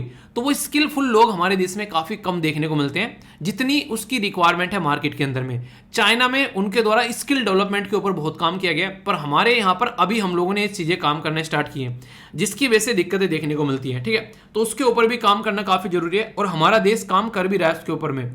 तो इसी के चलते प्रोडक्ट लिंक इंसेंटिव स्कीम के साथ में डिजाइन लिंक इंसेंटिव स्कीम के बारे में बात की जा रही है कि डिजाइन किस तरीके से हम लोग को लेकर चलना है। तो इसके चलते बहुत सारी प्रोजेक्ट की जो कॉस्ट है उसमें गवर्नमेंट पार्टिसिपेट करती है और यहाँ पर कई सारी स्टेट गवर्नमेंट भी पार्टिसिपेट कर रही है। अभी आप लोगों ने देखा होगा एक पर्टिकुलर प्लांट था वो कि महाराष्ट्र में बनना था, पर लेकिन उसको गुजरात गवर्नमेंट छीन कर ले गई महाराष्ट्र से। तो उसके ऊपर कई सारी मजाक उड़ाई जा रही थी बेसिकली महाराष्ट्र गवर्नमेंट की कि गुजरात वाले छीन के ले गए, ठीक है। तो इस तरीके से आप लोग समझ सकते हैं। तो ये जो हम लोग अगर अपने देश में चीज़ें बनाना स्टार्ट कर देंगे तो फायदा इसको सीधा सीधा तो यही रहेगा कि कहीं ना कहीं आप लोग देखते हैं कि अपने ही देश में हम लोग प्रोडक्ट बना रहे हैं, तो अपना ही माल अपने आप यूज़ करें, तो वो चीज़ें आप लोग यहाँ पर समझ सकते हैं, ठीक है। तो काफ़ी इंपॉर्टेंट है यहाँ पर। अगर आप लोगों को यहाँ पर मेंस का क्वेश्चन भी पूछ ले तो मैं आप लोगों को बताता हूँ, उसमें पार्टिसिपेट जरूर करना, ठीक है। क्वेश्चन में पार्टिसिपेट नहीं करोगे तब तक मजा भी नहीं आने वाला है। बात की जा रही है discuss the importance of semiconductor manufacturing in India and जो initiative taken by the government in this regard, यानी कि गवर्नमेंट ने क्या क्या इनिशिएटिव लिए। तो अभी जो मैं आप लोगों को बता रहा था वो गवर्नमेंट के ही इनिशिएटिव थे। तो यहाँ पर आप लोग एक अच्छा सा प्यारा सा आंसर आप लोग लिख पाएंगे यहाँ पर, ठीक है। ये आंसर जो है आप लोगों से इंटरव्यू का क्वेश्चन भी हो सकता है, ऐसा पूछ लें कि यहाँ पर कि आप लोग इसके बारे में क्या समझते हैं, तो आप लोगों को वहां पर उसका भी आंसर देना पड़ेगा। तो इसीलिए कहता हूं कोई भी क्वेश्चन अगर रहता है तो उसको कई तरीके से आप लोग सोचा करें। हमारी कंट्री में पॉलिसी लेकर आ गई थी नेशनल पॉलिसी ऑन इलेक्ट्रॉनिक्स, जो कि 2019 यहां पर देखने को मिल रही थी, ठीक है। तो जो पॉलिसी है तो उसके बारे में आप लोग याद रखिएगा, जिसमें यहाँ पर हमारी कंट्री में इलेक्ट्रॉनिक जो सिस्टम डिजाइन और मैन्युफैक्चरिंग के ऊपर काम किया जा रहा है। इवन कई जगह तो आप लोग को डीआरडीओ भी पार्टिसिपेट करता हुआ नजर आता है यहाँ पर, ताकि उन्हें कहते हैं डिफेंस वाले भी यार चलो यार कुछ तो धक्का मारा जाए कि हमारी कंट्री में इंडस्ट्री आगे बढ़े, ठीक है। तो शॉर्टेज जो है वो यहाँ पर एक तरीके से दूर होगी, हमारी कंट्री में चीज़ों की सप्लाई स्टार्ट होगी।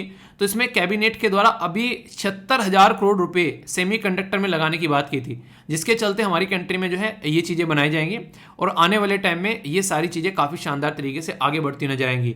ये बोला गया कि इसके अंदर में वेल ट्रेन इंजीनियर, जो इंजीनियरों की बेइज्जती करते हैं ना कि इंजीनियरों को जॉब नहीं मिल रही है, तो 85,000 के करीब वेल ट्रेन इंजीनियर यहाँ पर इसके अंदर काम करते हुए आप लोगों को नजर आएंगे।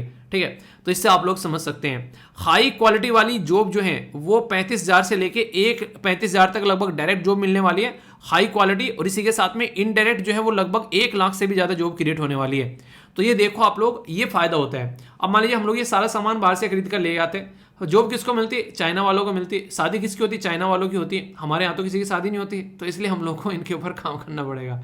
ठीक है, मतलब कह रहा है कि सर शादी नहीं हुई 4 साल हो गए शादी कर लो पहले और काम बाद में कर लेना। ठीक है, अब कुछ ऑब्जेक्टिव टाइप क्वेश्चन है, उनको प्रैक्टिस करना।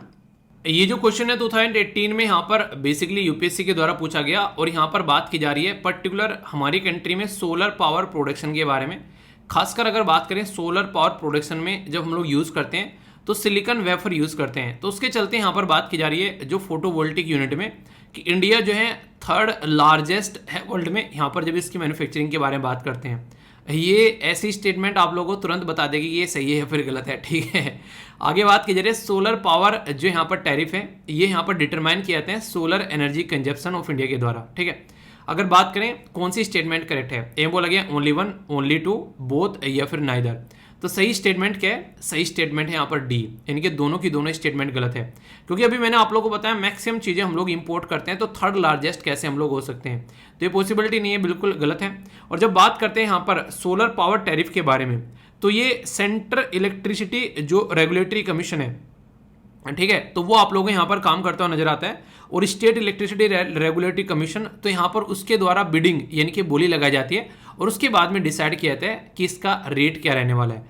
तो ऐसे नहीं कि हवाबाजी चलती है, तो यहाँ पर एक सिस्टमेटिक वे में होता है। और खासकर आप लोगों को पता है जितना भी बिल होता है कई बार यहाँ पर वो काफ़ी ज़्यादा बढ़ जाता है और फिर वो माफ़ कर दिया जाता है जैसे ही इलेक्शन आते हैं। तो इलेक्शन भी काफ़ी बड़ा एक रीज़न है यहाँ पर डिटरमाइन करने के लिए कि क्या प्राइस रहने वाला है इस पर्टिकुलर प्रोडक्ट का, तो ये भी काफ़ी इंपॉर्टेंट है। ठीक है, तो ये कुछ ऐसी बातें हैं जो कि आप लोग समझ सकते हैं, तो कोई भी डाउट इसको लेकर माइंड में नहीं होना चाहिए। तो इस तरह के क्वेश्चन भी जो है वो एग्जाम में पूछ ले जाते हैं। ठीक है, तो ये था एक छोटा सा क्वेश्चन, आई होप कि आप लोगों के माइंड में इसको लेकर क्लैरिटी आई होगी।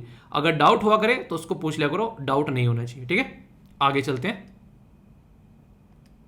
वैसे तो इस टॉपिक का ओवरव्यू मैंने आप लोगों को दिया था, पर लेकिन अभी यहाँ पर काफ़ी डिटेल में इसको डिस्कस करूंगा। क्वेश्चन के साथ में हम लोग इसको डिस्कस करेंगे कि कैसे आप लोग यहाँ पर आंसर राइटिंग का क्वेश्चन भी आप लोगों से पूछा जा सकता है।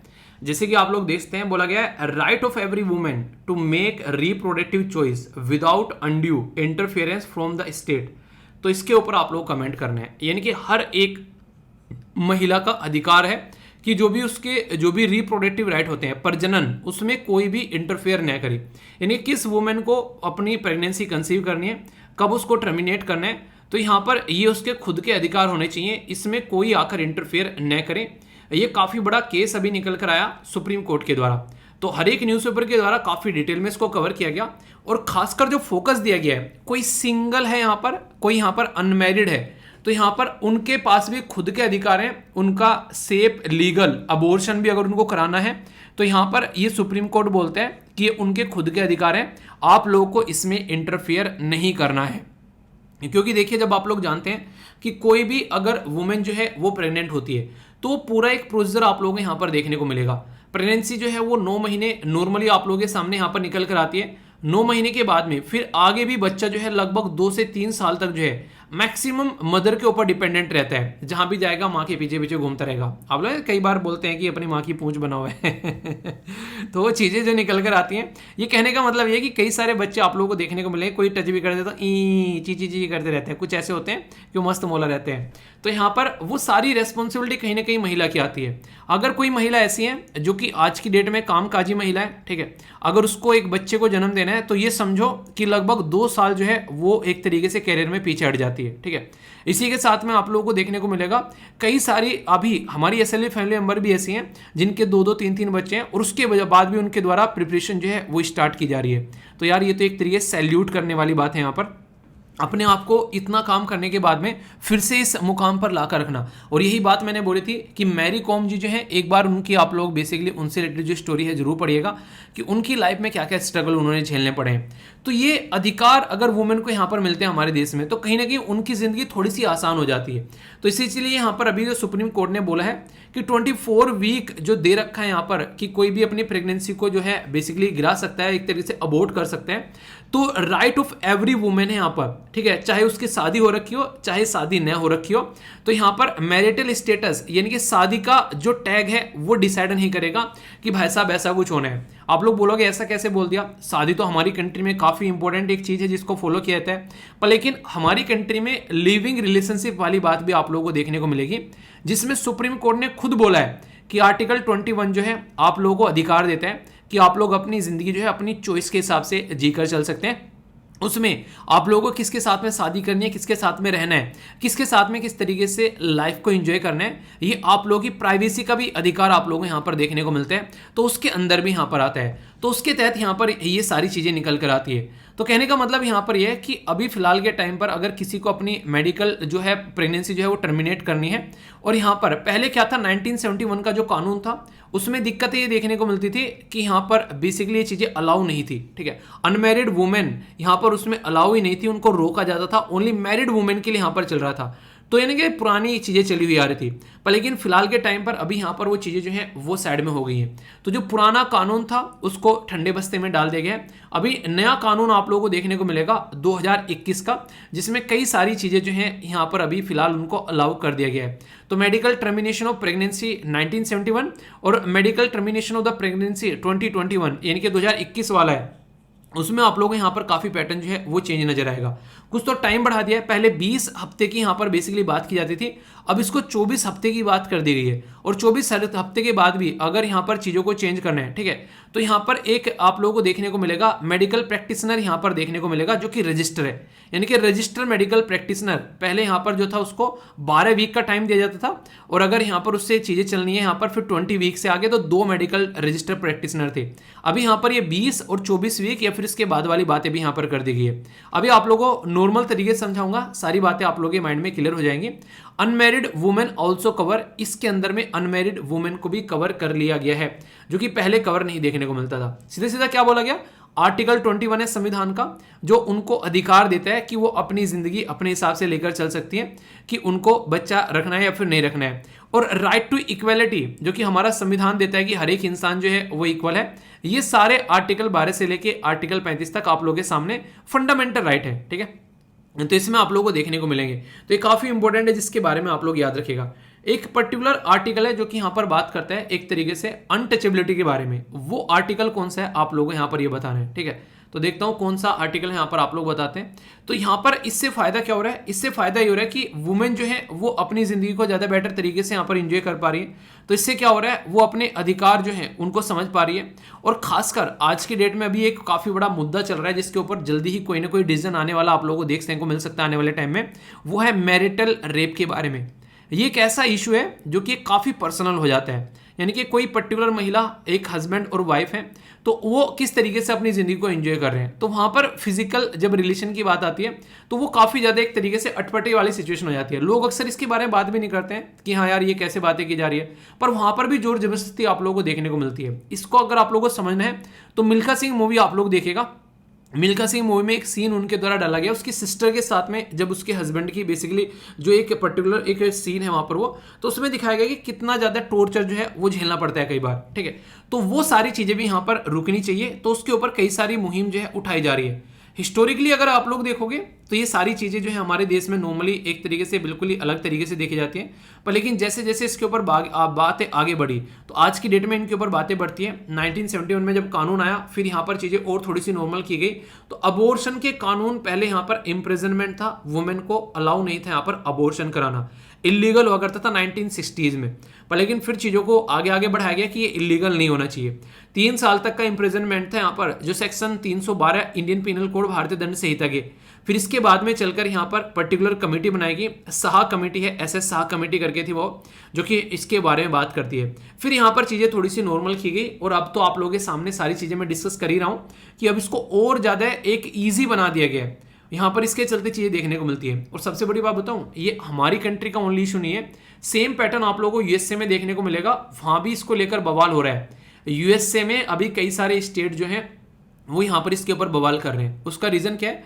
उसका रीज़न यहाँ पर ये देखने को मिलेगा, कुछ कम्युनिटी ऐसी हैं जो कि अबॉर्शन को बिल्कुल गलत मानती है। उनका ये मानना है कि अगर एक बार प्रेगनेंसी कंसीव कर ली है तो फिर यहाँ पर ये एक बच्चे को गिराना, सीधा सीधा ये बात निकल कर आती है कि एक इंसान की, एक छोटे बच्चे की डेथ, यानी कि एक तरीके से खूनी बन जाते हैं हम लोग इस तरीके से, अगर बच्चे को जो है उसकी लाइफ को टर्मिनेट करते हैं। तो ये बिल्कुल भी यहाँ पर सही नहीं है। तो उस चीज़ को ध्यान में रखते हैं यहाँ पर ये कई सारे इशू जो हैं वो सामने निकल कर आते हैं। इसीलिए इन मुद्दों के बारे में यहाँ पर कई बार ऐसी बातें आप लोगों को देखने को मिलती है।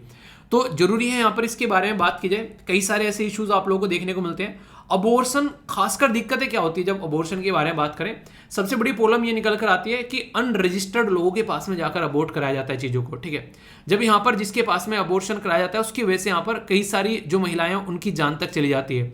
कई बार क्या रहता है, असम जो रीजन रहते हैं जिसकी वजह से यहाँ पर जब अबॉर्शन की चीज़ें रहती हैं तो फेल हो जाते हैं यहाँ पर कॉन्ट्रासेप्शन, ऐसी चीज़ें देखने को मिलती है। और जब यहाँ पर अनरजिस्टर्ड लोगों के पास में जाते हैं तो यहाँ पर वुमेन की जो मेंटल हेल्थ है उसके ऊपर भी काफ़ी नेगेटिव इंपैक्ट पड़ता है, ठीक है। आप लोग खुद देखो आज के डेट में कई सारे ऐसे केसेस जब निकल कर आते हैं, कॉलेजों में आप लोग कई बार देखने को मिलते हैं कि यहाँ पर कई सारी ऐसी चीज़ें निकल कर आती हैं, तो उसके बारे में अवेयरनेस भी फैलाई जाती है कि यार इन चीज़ों को कैसे रोका जाए। और खासकर माता पिता जो है काफ़ी बड़ा रोल प्ले कर सकते हैं इसमें। बच्चों के साथ में कम से कम इतना फ्रैंक हो, अगर उनके बच्चे जो है 18 साल से ऊपर के हो चुके हैं तो माँ बाप को यहाँ पर उनके साथ में ये बातें जो है वो डिस्कस करना चाहिए। क्योंकि अगर वो डिस्कस नहीं करेंगे तो फिर किसी और ऐसे इंसान के साथ में वो डिस्कस करेंगे जो इंसान जो है उसका गलत फायदा उठा सकते हैं। तो पेरेंट्स भी काफ़ी बड़ा रोल प्ले यहाँ पर करेंगे। पेरेंट्स में खासकर अगर बात करें, मदर जो होती है वो काफ़ी ज़्यादा करीब होती है, तो वो यहाँ पर बच्चों के साथ में ये बातें डिस्कस कर सकती है। और ज़रूरी है जितने फ्रैंक तरीके से, क्योंकि ऐसा नहीं कि आज की बात है, ये लाइफ टाइम चलने वाली है। शादी होने के बाद भी बहुत सारी ऐसी बातें आप लोगों को देखने को मिलती हैं। नॉर्मली कई बार जो है, जो एक तरीके से जो आप लोगों ने देखा होगा, अगर आप लोगों की सिस्टर वगैरह मैरिड है तो आप लोगों ने ये चीज़ें फील की होगी कि मम्मी के साथ में काफ़ी सारी बातें शेयर करती रहती है, ठीक है। कई बार तो सास की बुराई भी करती रहती है कि मेरी सास ये कर रही है, मेरी सास वो कर रही है। तो कई सारे ऐसे इशूज आप लोगों को देखने को मिलते हैं। तो मदर का और ड्यूटर का जो रिलेशन है ना वो काफ़ी ताकतवर रहता है। इसीलिए कहते हैं कि जो बच्ची है एक तरीके से वो आगे चलकर माँ बाप का सहारा बन जाती है। भले ही बेटा ना बने, बेटा क्या हुआ, शादी होगी, अपनी बीवी को लेकर साइड में निकल गया, ठीक है, तो माँ बाप रह जाते हैं फिर। तो ड्यूटर कई बार यहाँ पर ऐसा रोल प्ले करती है। इसीलिए कहते हैं कि आज के डेट में ड्यूटर जो है वो ज़्यादा प्रोडक्टिव है एज कम्पेयर टू एक तरीके सन के, अगर लाइफ के उस फेज में हम लोग जाते हैं जब यहाँ पर बाद की बात होती है, ठीक है। तो ये सिचुएशन आप लोगों को देखने को मिलती है। तो कई सारे ऐसे इश्यूज हैं जिसके बारे में आप लोग याद रखिएगा, ठीक है। तो वो कमेटी का नाम जरूर याद रखिएगा, सीतालाल शाह कमेटी है, जिसके द्वारा मेडिकल टर्मिनेशन के बारे में मैंने बताया था, उसके ऊपर जो कमेटी बनाई गई थी प्रेगनेंसी को लेकर, ठीक है। तो ये काफ़ी इंपॉर्टेंट एक इशू है, इसके बारे में आगे भी बात होती रहेगी, तो इसको याद रखिएगा। अभी फिलहाल के टाइम पर ये क्वेश्चन है जो कि आप लोग को अटेम्प्ट करने हैं, और ये क्वेश्चन है जो कि आप लोगों को यहाँ पर देखना है। बात की जा रही है कि until 1960 abortion was illegal in India. Women जो है अगर बात करें तो 3 ईयर की उनको जो है सजा मिल सकती थी और fine, section 312 criminal procedure code के, ठीक है, ये बात यहाँ पर बोली गई है। तो ये वास्तव में सत्य घटना है जिसके बारे में अगर आप लोगों से बात की जाए आज के डेट में, ठीक है। दूसरा पूछा गया कि यहाँ पर medical termination of the pregnancy जो है 1971 में, तो based on the report of the, ये है किसका, सीतालाल शाह, ऐसे शाह बोला था ना मैंने, इसके बेस पर यहाँ पर फिर इसके अंदर में कई सारे चेंजेस लाए गए।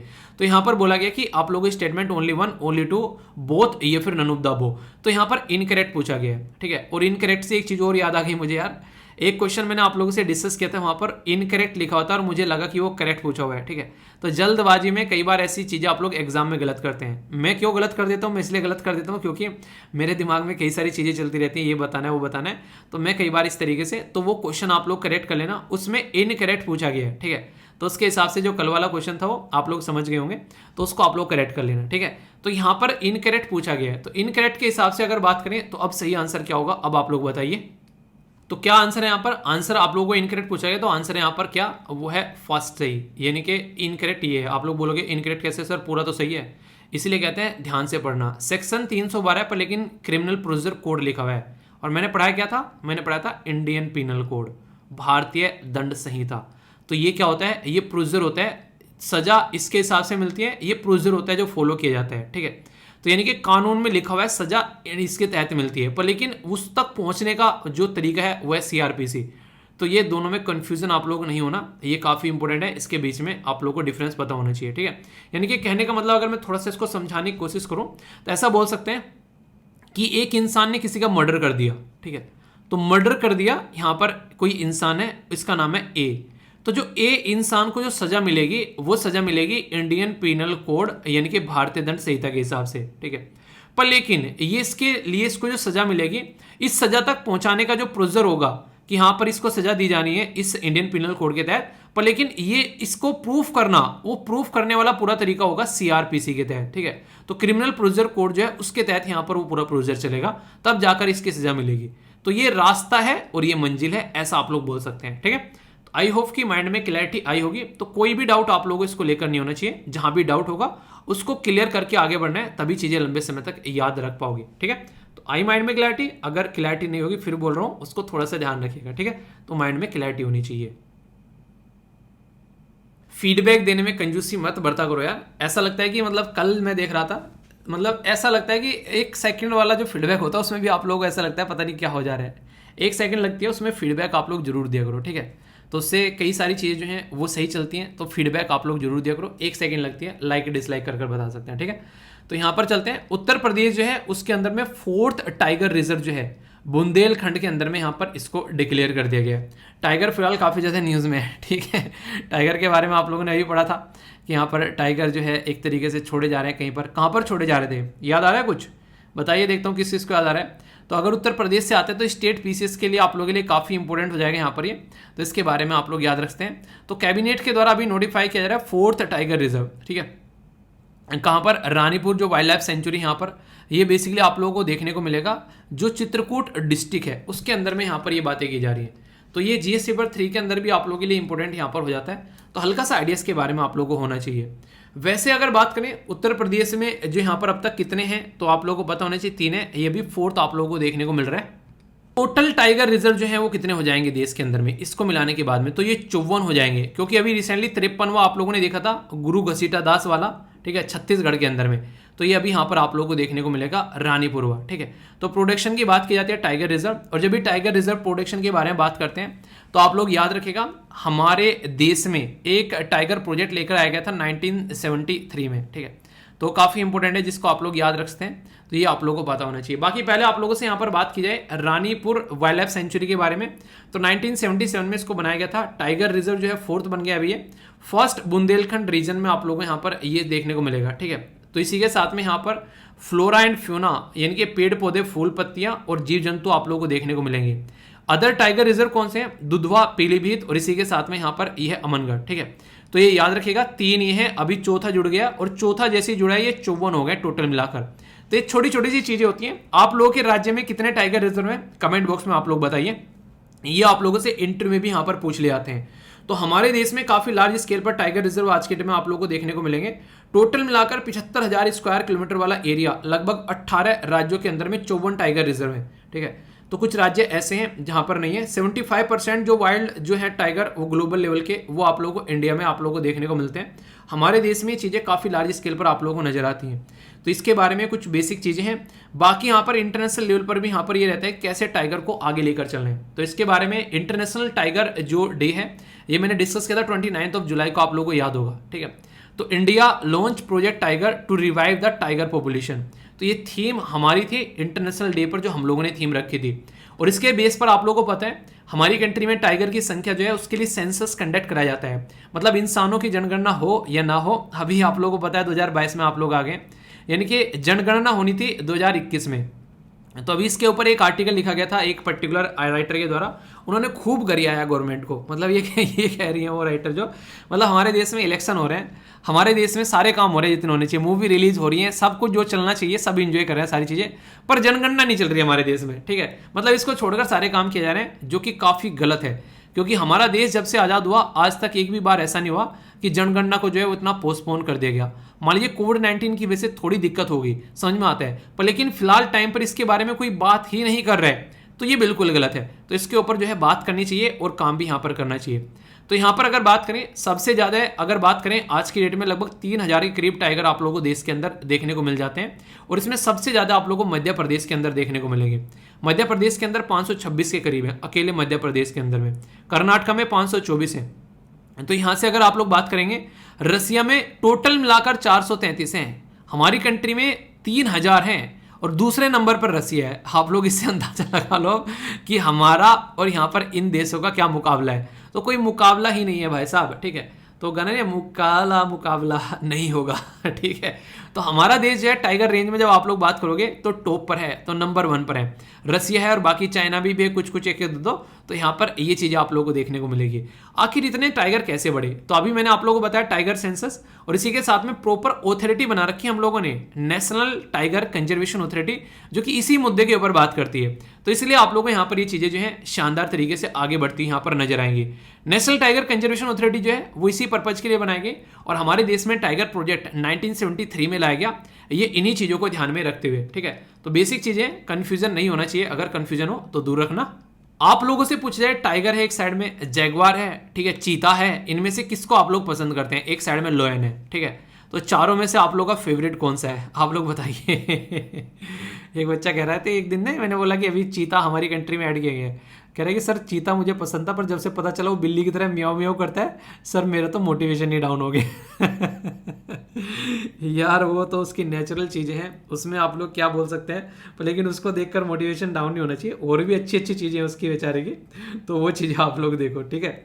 तो इस तरीके की चीज़ों को देखो थोड़ा सा, तो उसको सही डायरेक्शन में फिर आप लोगों को इज्जत देने का मन करेगा, ठीक है। तो ये चीज़ें हैं कुछ। बाकी याद रखना, नेशनल टाइगर कंजर्वेशन अथॉरिटी जो है काफ़ी इंपॉर्टेंट बॉडी है, और इसके हेड जो होते हैं वो मिनिस्ट्री ऑफ इन्वायरमेंट उसके अंडर में आती है, ठीक है। तो ये कुछ बेसिक चीज़ें हैं। बाकी ये किसके द्वारा स्टार्ट की, तो ये भी चीज़ें आप लोगों के सामने, ठीक है। 2017 में यहाँ पर एक क्वेश्चन पूछा गया, ये किसके बारे में है, ये है MSTRIPES। तो इसके बारे में ऐसे ऐसे शब्द ने जब यूपीएससी खोज कर लाती है आप लोगों के लिए, तो यूपीएससी को बड़ा मोटिवेशन मिलता है कि अब की बार ना कुछ ऐसा पूछेंगे किसी को पता ही नहीं होगा, ठीक है। तो समझो कि इसका मतलब जो यूपीएससी जो है कुछ ऐसी चीज़ें निकाल कर लेकर आ रही है। तो ये टर्म्स आप लोग इनके लिए कोई एक ने एक A4 साइज शीट में इनको लिख कर रख लेना, ठीक है। तो इसके बारे में याद रखिएगा। ये शब्द किससे रिलेटेड है यहाँ पर, ये तो मेंटेनेंस ऑफ टाइगर रिजर्व। तो जो टाइगर रिजर्व भी हमारी कंट्री में 54वां अभी आप लोगों को देखने को मिल रहा है, तो इन्हीं को मेंटेन करने की बात की जाती है यहाँ पर इसके थ्रू, ठीक है।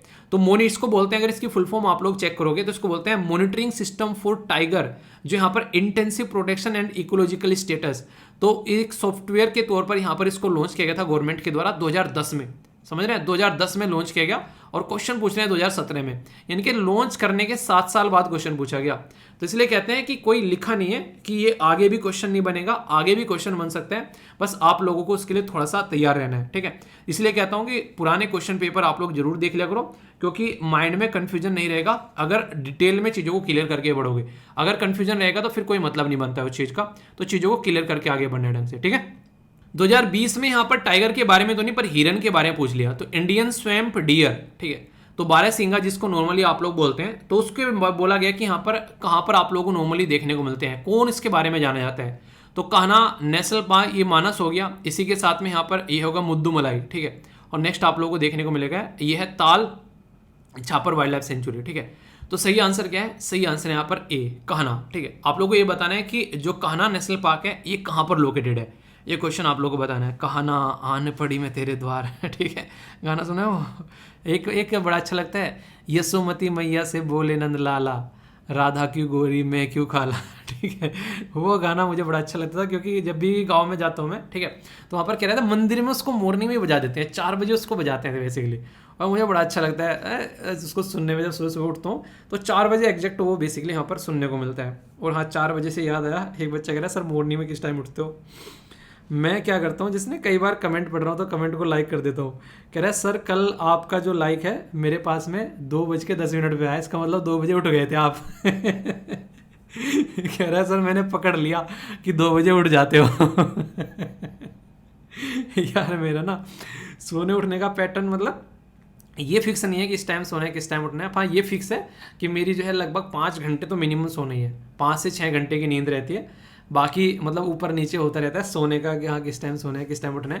क्योंकि लेक्चर ना थोड़ा सा मतलब टाइम ज़्यादा लगता है, क्योंकि जिस तरीके से सारी पीपीटी रहती है आप लोगों के सामने। यार हाँ पीपीटी से याद आया, एक बच्चा कह रहा है सर मैंने एक चीज़ ट्राई की है, मतलब उसने क्या क्या ट्राई किया, कह रहा है कि सर पूरा जो लेक्चर आप बनाते हो मैंने इतनी पीपीटी तैयार करने की कोशिश की है, कह रहा है कि सर आधी पीपीटी बना पाया। पूरा दिन लग गया। यार देखो जब ये चीज़ ट्राई करते हो ना स्टार्टिंग में तो टाइम लगता है, ठीक है, हाँ मानता हूँ कि टाइम लगता है, पर लेकिन आइए ना धीरे धीरे कम होता जाता है। जैसे आंसर राइटिंग की बात करो, पहले दिन जब आंसर लिखने बैठोगे ना, आप लोग आधे घंटे में एक ही आंसर लिख पाओगे मुश्किल से, ठीक है। फिर उसके बाद में ये आंसर आप लोग को लिख कर ये 7 मिनट की एयरफेयर में आप लोग को कंप्लीट करना है, यानी कि 30 मिनट को 7 मिनट में आप लोगों को लेकर आना है, ठीक है। तो ऐसे ही पहले जब मैं लेक्चर बनाया करता था तो मुझे ये लेक्चर की पीपीटी बनाने में मतलब 10-10 12-12 घंटे लग जाया करते थे, पूरा दिन लगा रहा करता था कि यार ये चीज़ें हैं ये चीज़ें हैं। पर लेकिन अब जो है, अब टाइम जो है घटता घटता जो है वो काफ़ी कम आ गया। पर हाँ, ऐसा नहीं कि बिल्कुल ही कम आ गया। अभी भी लेक्चर को, पूरा लेक्चर जब आप लोग देखते हो तो पूरे लेक्चर को मतलब रिकॉर्ड करना, डिकोड करना, पीपीटी बनाना, उसमें अभी भी जो है लगभग मतलब मिनिमम 5 घंटे तो लग जाता है, 5 से 4 घंटे तो मिनिमम। और जब थोड़ा सा और ज़्यादा चीज़ें हो जाती हैं, कुछ और नए नए टॉपिक आ गए तो 6 घंटे तक भी अभी देखने को मिल जाते हैं। जैसे मंथली वीडियो आप लोग की आएगी, उसमें काफ़ी टाइम लग जाता है टॉपिक को वो सारी चीज़ें उस तरीके से मैनेज करना, तो वो आप लोग देखना, उसमें बहुत सारा टाइम लगता है, क्योंकि वो फिर प्रोडक्टिव भी इतनी बनती है। जो चीज़ टाइम लेती है ना यार, आप लोगों को देखने को मिलेगा उसका एक अलग ही मजा होता है, ठीक है।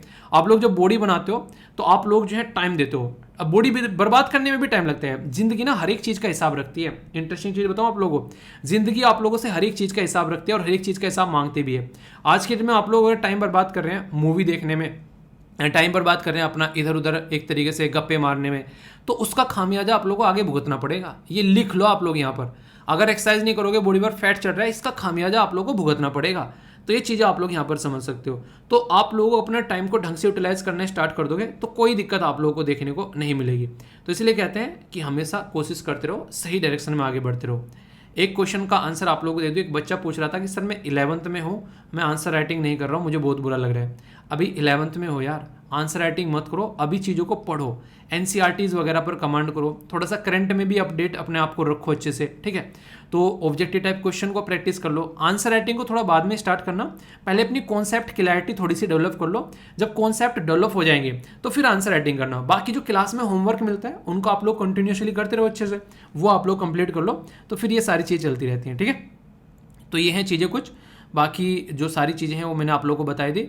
एक क्वेश्चन और है यहाँ पर, जो कि यहाँ पर पूछा गया था 2020 के अंदर में, ठीक है। तो टाइगर रिजर्व बोला गया कि one has the largest area under the critical tiger habitat, ठीक है। तो कॉर्बेट के बारे में बोला गया, रणथंबोर के बारे में बोला गया, इसी के साथ में नागार्जुन सागर जो सेलम, ये बेसिकली श्रीसेलम, और इसी के साथ में यहाँ पर सुंदरबन। तो सही आंसर आप लोगों को यहाँ पर क्या देखने को मिलेगा, तो ये भी काफ़ी इंटरेस्टिंग है। इसका एरिया वाइज अगर आप लोग देखोगे तो सारा एरिया जो है यहाँ पर डिवाइड कर दिया गया कि किसके अंदर कितना कितना एरिया है, ठीक है। तो यहाँ पर आप लोग देखते हैं तो सबसे ज़्यादा जो है ये नागार्जुन सागर जो कि आंध्र प्रदेश के अंदर में, ये कॉर्बेट उत्तराखंड, रणथंबोर राजस्थान, ये सुंदरबन वेस्ट बंगाल। ये जरूर याद रखिएगा, यहाँ से आप लोगों के लिए क्वेश्चन एग्जाम में पूछा जा सकता है। तो कन्फ्यूजन नहीं होना चाहिए, क्योंकि ये मैच करने के लिए आ जाते हैं अक्सर आप लोगों से। माइंड में क्लैरिटी रहेगी तो दिक्कत नहीं रहेगा। एक और क्वेश्चन, कई सारे क्वेश्चन हो गए, इसलिए कहता हूँ कि टॉपिक के बाद में क्वेश्चन प्रैक्टिस कर लो, फिर बल्ले बल्ले। तो बोला जा रहा है कि consider the following statement, India जो है approximately 3/4 of the wild tiger at the global level पर आप लोगों को देखने को मिलेगा, यानी कि 3/4 पॉपुलेशन हमारे पास में है, यानी कि आधे में राम और आधे में गाम। सुना है वो डायलॉग यानी कि आधे में एक इंसान और आधे में सारी दुनिया। टाइगर पॉपुलेशन जो है वो एक तरीके से कॉन्टिन्यूसली इंक्रीज हो रही है 2005 से, ये बोला गया, टाइगर का सेंसस बताता है। मध्य प्रदेश में हाईएस्ट है, followed by the Karnataka and Uttarakhand, ठीक है। सही स्टेटमेंट कौन सी है, तो ये तो आप लोगों को आंसर दे देना चाहिए, only one, only two, all, या फिर नन ऑफ द अबव, क्योंकि डिटेल में अभी आप लोगों को सारी बातें पढ़ाई हैं, तो कोई भी कंफ्यूजन नहीं होना चाहिए। तो इसका आंसर आप लोग देख लेना, ठीक है। आंसर वैसे यहाँ पर बता दिया, 20 का आंसर होगा, तो इस तरीके से आप लोग समझ सकते हैं। तो कैसा लगा ये पर्टिकुलर टॉपिक, इसके बारे में बताना। अच्छा, सुनकर कैसा लगा कि दुनिया में जितना सारा टाइगर है वो सारा मैक्सिमम टाइगर हमारे यहाँ पे है, ठीक है। रसिया दूसरे नंबर पर है, उसके पास में ओनली 400 के करीब लगभग कुछ है, और हमारे यहाँ पर 3000 लगा, मजा नहीं आया सुनकर तो ये ऐसी चीज़ें अंदर से मोटिवेट फील कराती हैं यार कई बार, ठीक है। तो ये मुझे पर्सनली काफ़ी अच्छा लगा। जब मैंने पहली बार इसको सुना, मैंने कहा वाह यार, हम तो कहीं और ही हैं हम ही हैं, बस हम ही हमें, और कोई यही नहीं है आसपास में। तो वो चीज़ें, तो ये था पूरा आर्टिकल। फीडबैक जरूर देना, समझ में नहीं आया तो पूछ लेना कहाँ पर समझ में नहीं आया, कोई डाउट हो उसको आगे आने वाले लेक्चर में कवर करने की कोशिश जरूर करूँगा, ठीक है। तो इसी के साथ में कुछ भी पर्सनल चीज़ें आप लोगों को पूछनी होती हैं तो आप लोग इंस्टाग्राम पर भी मुझे जो है सेंड कर सकते हैं, ठीक है। तो इंस्टाग्राम पे जो है आप लोग मैसेज कर दिया करो, जब भी मुझे टाइम मिलेगा। मैं तो लेक्चर के अंदर में या फिर वहाँ पर तो कम ही चांस रहते हैं, मैं पढ़ लेता हूँ, पर लेकिन आप लोगों को रिप्लाई जो है वो आप लोगों को नॉर्मली लेक्चर में ही मिलेगा, ठीक है। तो ये आप लोग देख सकते हैं। तो बाकी आप लोग फीडबैक दे दिया करो जैसा भी आप लोगों को लेक्चर लगता है। ये एक ऐसी स्कीम है यार जिससे बोल सकते हो आप लोग कि लाखों लोगों की जान जाने से इसलिए बचा ली, वरना बहुत सारे लोग जो हैं वो सुसाइड करते हुए यहाँ पर नजर आते।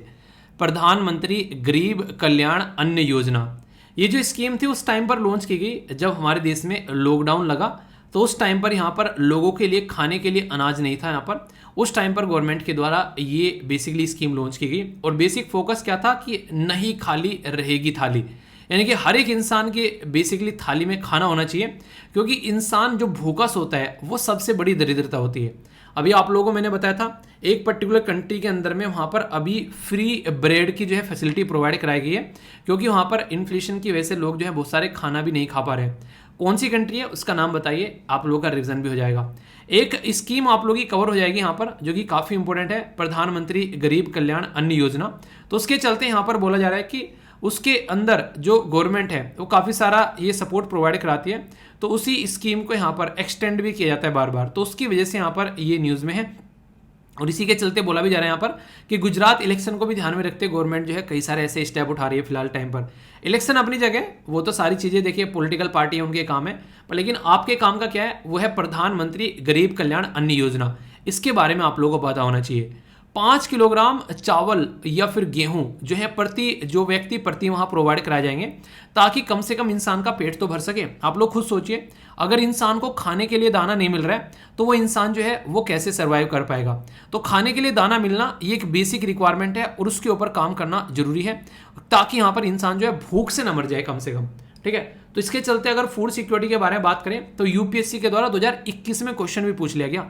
ये यहाँ पर काफ़ी ज़्यादा न्यूज़ में था। फूड सिक्योरिटी जो नेशनल फूड सिक्योरिटी एक्ट है 2013 का, इसमें सबसे प्यारी चीज़ पता है मुझे क्या लगती है इसमें एक बार मैं एक डिबेट सुन रहा था वहाँ पर, उसमें जो है कांग्रेस का भी प्रवक्ता था, उसमें बीजेपी का भी था और भी कई सारे यहाँ पर बेसिकली लोग बैठे हुए थे। ठीक है, तो वहाँ पर एक पर्टिकुलर ऐसे थे जो किसी पॉलिटिकल पार्टी के से नहीं थे, उनके द्वारा काफ़ी प्यारी स्टेटमेंट दी गई, अभी बताऊंगा आप लोगों को। कांग्रेस कह रहे हैं कि ये कानून हम लेकर आए थे 2003 में। ठीक है, यानी कि 2014 में इलेक्शन 2014 में इलेक्शन में, तो 2013 में ये कानून जो है वो हम लेकर आए थे। ये बात बोल रहा है कांग्रेस वाला प्रवक्ता, कूद कूद कर बता रहा है बात है। दूसरे नंबर पर आया बीजेपी वाले का नाम, उसने बोला कि तुमने बनाकर छोड़ दिया, उसके बाद में इंप्लीमेंट जो है भाई साहब हमने किया है, इसके थ्रू हम लोगों तक खाना पहुंचा रहे हैं। तो यहाँ पर ये बात जो है उन्होंने खूब चिल्ला चिल्ला कर बोली, यानी कि दोनों लड़ने लगे। उन्होंने कहा हमने लॉन्च किया, उन्होंने कहा नहीं हमने लोगों तक पहुंचाया, तो हम सही है। ठीक है, तो ये बिल्कुल ऐसे है, एक इंसान कहने लगे कि मैंने बच्चे को पैदा किया, दूसरा कहे नहीं मैंने पाला पोसा है। ठीक है, तो यहाँ पर उस तरीके से दोनों लड़ रहे थे।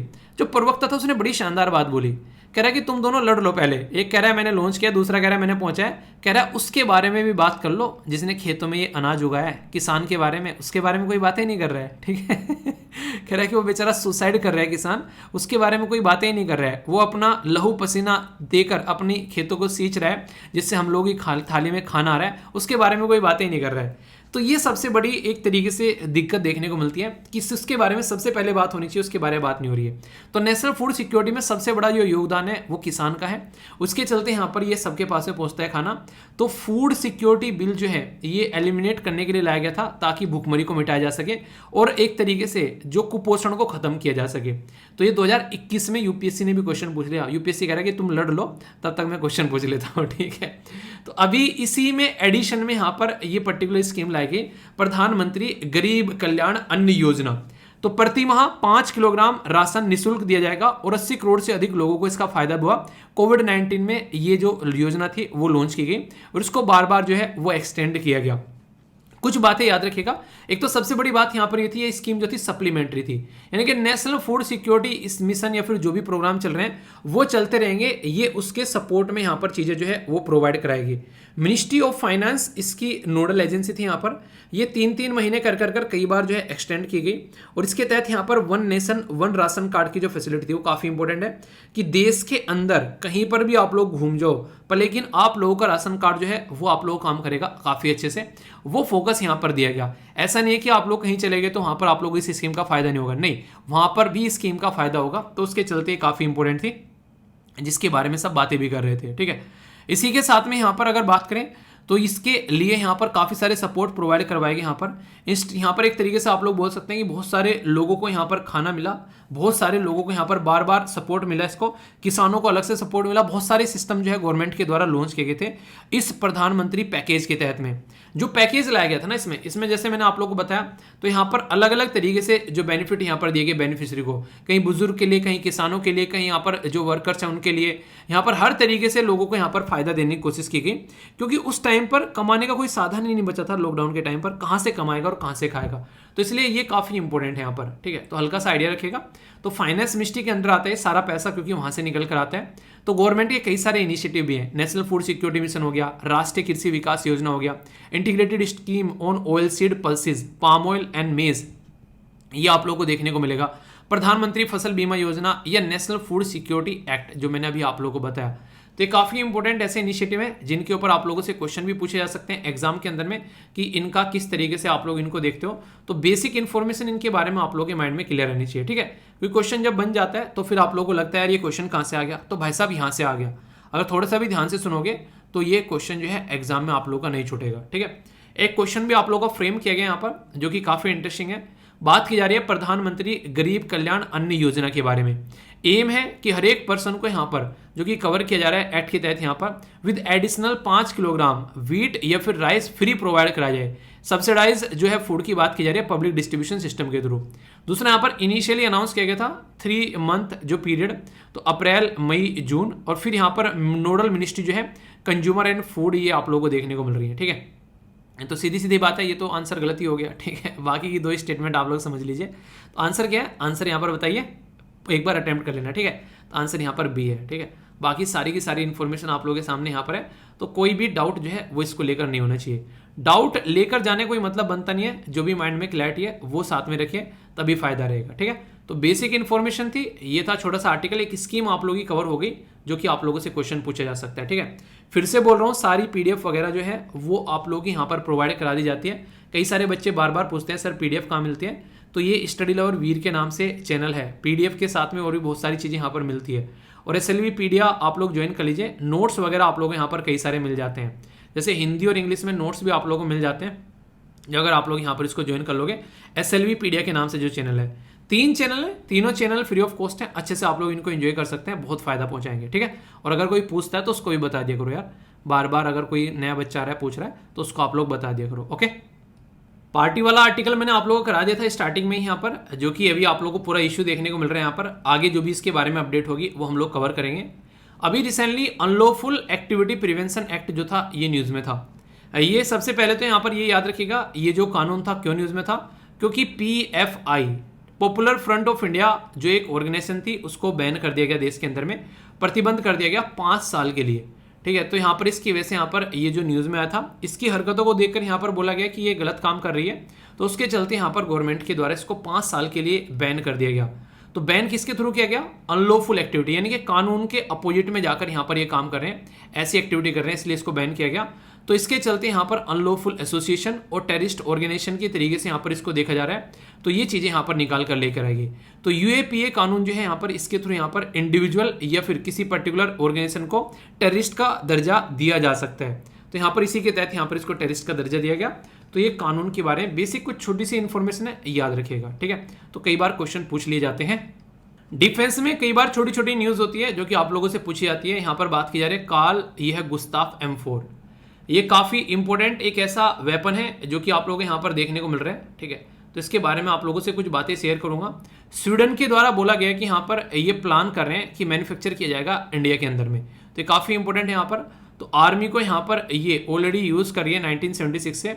करेंटली यहाँ पर जो ऑपरेट किया जा रहा है MK2 और MK3 वर्जन, अभी आने वाले टाइम में यहाँ पर ये M4 वर्जन की यहाँ पर बात की जा रही है, ठीक है। तो ये जो पर्टिकुलर राइफल है ये मैन पोर्टेबल आप लोगों को यहाँ पर देखने को मिल रही है, अच्छी चीज़ यहाँ पर ये है। तो इससे फायदा रहेगा कहीं ना कहीं इंसान जो है, अभी यहाँ पर क्या हुआ, कई सारी ऐसी चीज़ें ना जो यहाँ पर मैन पोर्टेबल, जैसी रसिया के टाइम पर आप लोग देखो मैन पोर्टेबल का मतलब ऐसे होता है कि एक पर्टिकुलर पर्सन जो है उसको कंधे पर लेकर चल रहा है। तो रसिया की खस्ता हालत थी कि यहाँ पर यूक्रेन के द्वारा उस टाइम पर काफ़ी सारी ऐसी जो डिवाइस है रसिया को, जो यूक्रेन को यहाँ पर बेसिकली वेस्टर्न वर्ल्ड ने दी। तो फ्लेक्सिबिलिटी भी काफ़ी अच्छी रहती है। तो ये जो वेपन है यहाँ पर काफ़ी कैपेबल रहेगा एम्यूनिशन में, यहाँ पर एंटी आर्मर, इसी के साथ में कई सारी अच्छी चीज़ें यहाँ पर। एक तरीके से मैक्सिमम रेंज जो है वो 1500 मीटर की है। तो ये पॉजिटिव साइड भी आप लोग यहाँ पर बोल सकते हैं, ठीक है। एक जिसके बारे में काफ़ी ज़्यादा बात की जा रही है डिफेंस के फील्ड में, पूछ लिया जा सकता है आप लोगों से, ये यहाँ पर कामिकाजे ड्रोन, ठीक है। तो इस ड्रोन के बारे में आप लोगों को कई सारी इंटरेस्टिंग चीज़ें मैं आप लोगों को बताऊंगा, जहां से आप लोगों के बारे में क्वेश्चन ही पूछा जा सकता है। ये एक ऐसा ड्रोन है जिसको काफ़ी एक तरीके से ना एक ललायत भरी निगाहों से दुनिया के द्वारा देखा जा रहा है। आखिर क्या है इस ड्रोन के अंदर में? ये ड्रोन जो है इतना सातिर है यहाँ पर, ये जैसे नहीं, जैसे मान लीजिए कोई किसी को चूहे को मारना है, ठीक है, तो चूहा जो है वो बिल में घुसा बैठा है, चूहा बिल में से बाहर आएगा तो तब उसको मारेंगे। तो यहाँ पर ये वही काम करते हैं, यानी कि ये एक बार सांध ले कि हाँ ये कामी जो यहाँ पर कामिकाजी जो यहाँ पर ड्रोन है, ये देख ले कि यहाँ पर भाई साहब कभी कभी कोई टारगेट दिखता है तो ये उसके ऊपर नजर गड़ाकर बैठ जाता है और जैसे ही वो बाहर निकलता है तुरंत उसको जो बेसिकली मारता है। ये काफी लार्ज स्केल पर यहाँ पर इस्तेमाल किया गया यूक्रेन के द्वारा बेसिकली रसिया के ऊपर अटैक करने के लिए, ठीक है। तो ये काफ़ी इंपॉर्टेंट है। यहाँ पर हमारी कंट्री के लिए बोला जा रहा है कि इसको इस्तेमाल किया जाएगा ईस्टर्न लद्दाख के साइड में, ठीक है। तो ईस्टर्न लद्दाख मतलब चाइना के ऊपर थोड़ा सा कंट्रोल पाने के लिए इसको इस्तेमाल किया जाएगा। ये काफ़ी अच्छा काम करेगा यहाँ पर। अच्छी बात यहाँ पर यह है कि कई बार रडार भी इसको जो है वो आइडेंटिफाई नहीं कर पाती है, तो उसके चलते इसके और भी ज़्यादा फायदे आप लोग यहाँ पर देखने को मिलेंगे। तो इसी के साथ में यहाँ पर रिकग्नाइज कर ले अगर किसी को, तो फिर उसके पीछे पड़ जाए, यहाँ पर ऐसा बोल सकते हैं। और जिस रेडी एरिया में जाकर ये ब्लास्ट करेगा, मतलब उसमें कहीं ना कहीं ये अपना पैसा वसूल करेगा ठीक है। ऐसा नहीं कि यहाँ पर फुट भी गया और पैसा भी चला गया और भाई साहब मजा नहीं आया। मैंने आप लोगों ने सुना होगा कि मुर्गा जान से चला गया और खाने में मजा नहीं आया, तो वाली बात नहीं देखने को मिलेगी। यहाँ पर ये पूरा मजा देगा, ठीक है। तो ये खुद ऐसी बातें बोलता है, ओके। तो ये काफ़ी इंपॉर्टेंट है, यहाँ पर एक छोटी सी इन्फॉर्मेशन थी। बाकी यहाँ पर ये मैंने आप लोगों से डिस्कस किया था, यहाँ पर एक पर्टिकुलर मिसाइल है जिसको VSHORADS, ठीक है। तो यहाँ पर very short range air defence system, तो DRDO के द्वारा यहाँ पर एक सक्सेसफुली टेस्ट यहाँ पर कंडक्ट कराया गया और ये man portable air defence system है। फिर से मैन पोर्टेबल जब शब्द यूज कर रहे हैं तो इसका मतलब है कि इंसान भी उसको लेकर चल सकता है। तो ये जो मिसाइल है मॉडर्न टेक्नोलॉजी के साथ में इक्विप्ड है और काफ़ी ज़्यादा फायदा यहाँ पर देखने को मिलेगा। मैन पोर्टेबल का फायदा क्या होता है? मान लीजिए ऊपर से जहाज जा रहा है, हम लोग उसको लेकर छिप गए किसी बंकर के अंदर में, बाहर निकाल के लेकर आए, तुरंत उसको ठोक दिया, फिर छिप गए जाकर, तब वो हमारे ऊपर अटैक करने लगे तो उसको दिखे ना हम लोग कहाँ पर है। तो मैन पोर्टेबल का ये फायदा आप लोगों को देखने को मिलेगा। रसिया की नाक में दम कर दिया इन मैन पोर्टेबल चीज़ों ने, इसीलिए यहाँ पर कई सारे इशू यहाँ पर देखने को मिल रहे थे उस टाइम पर, ठीक है।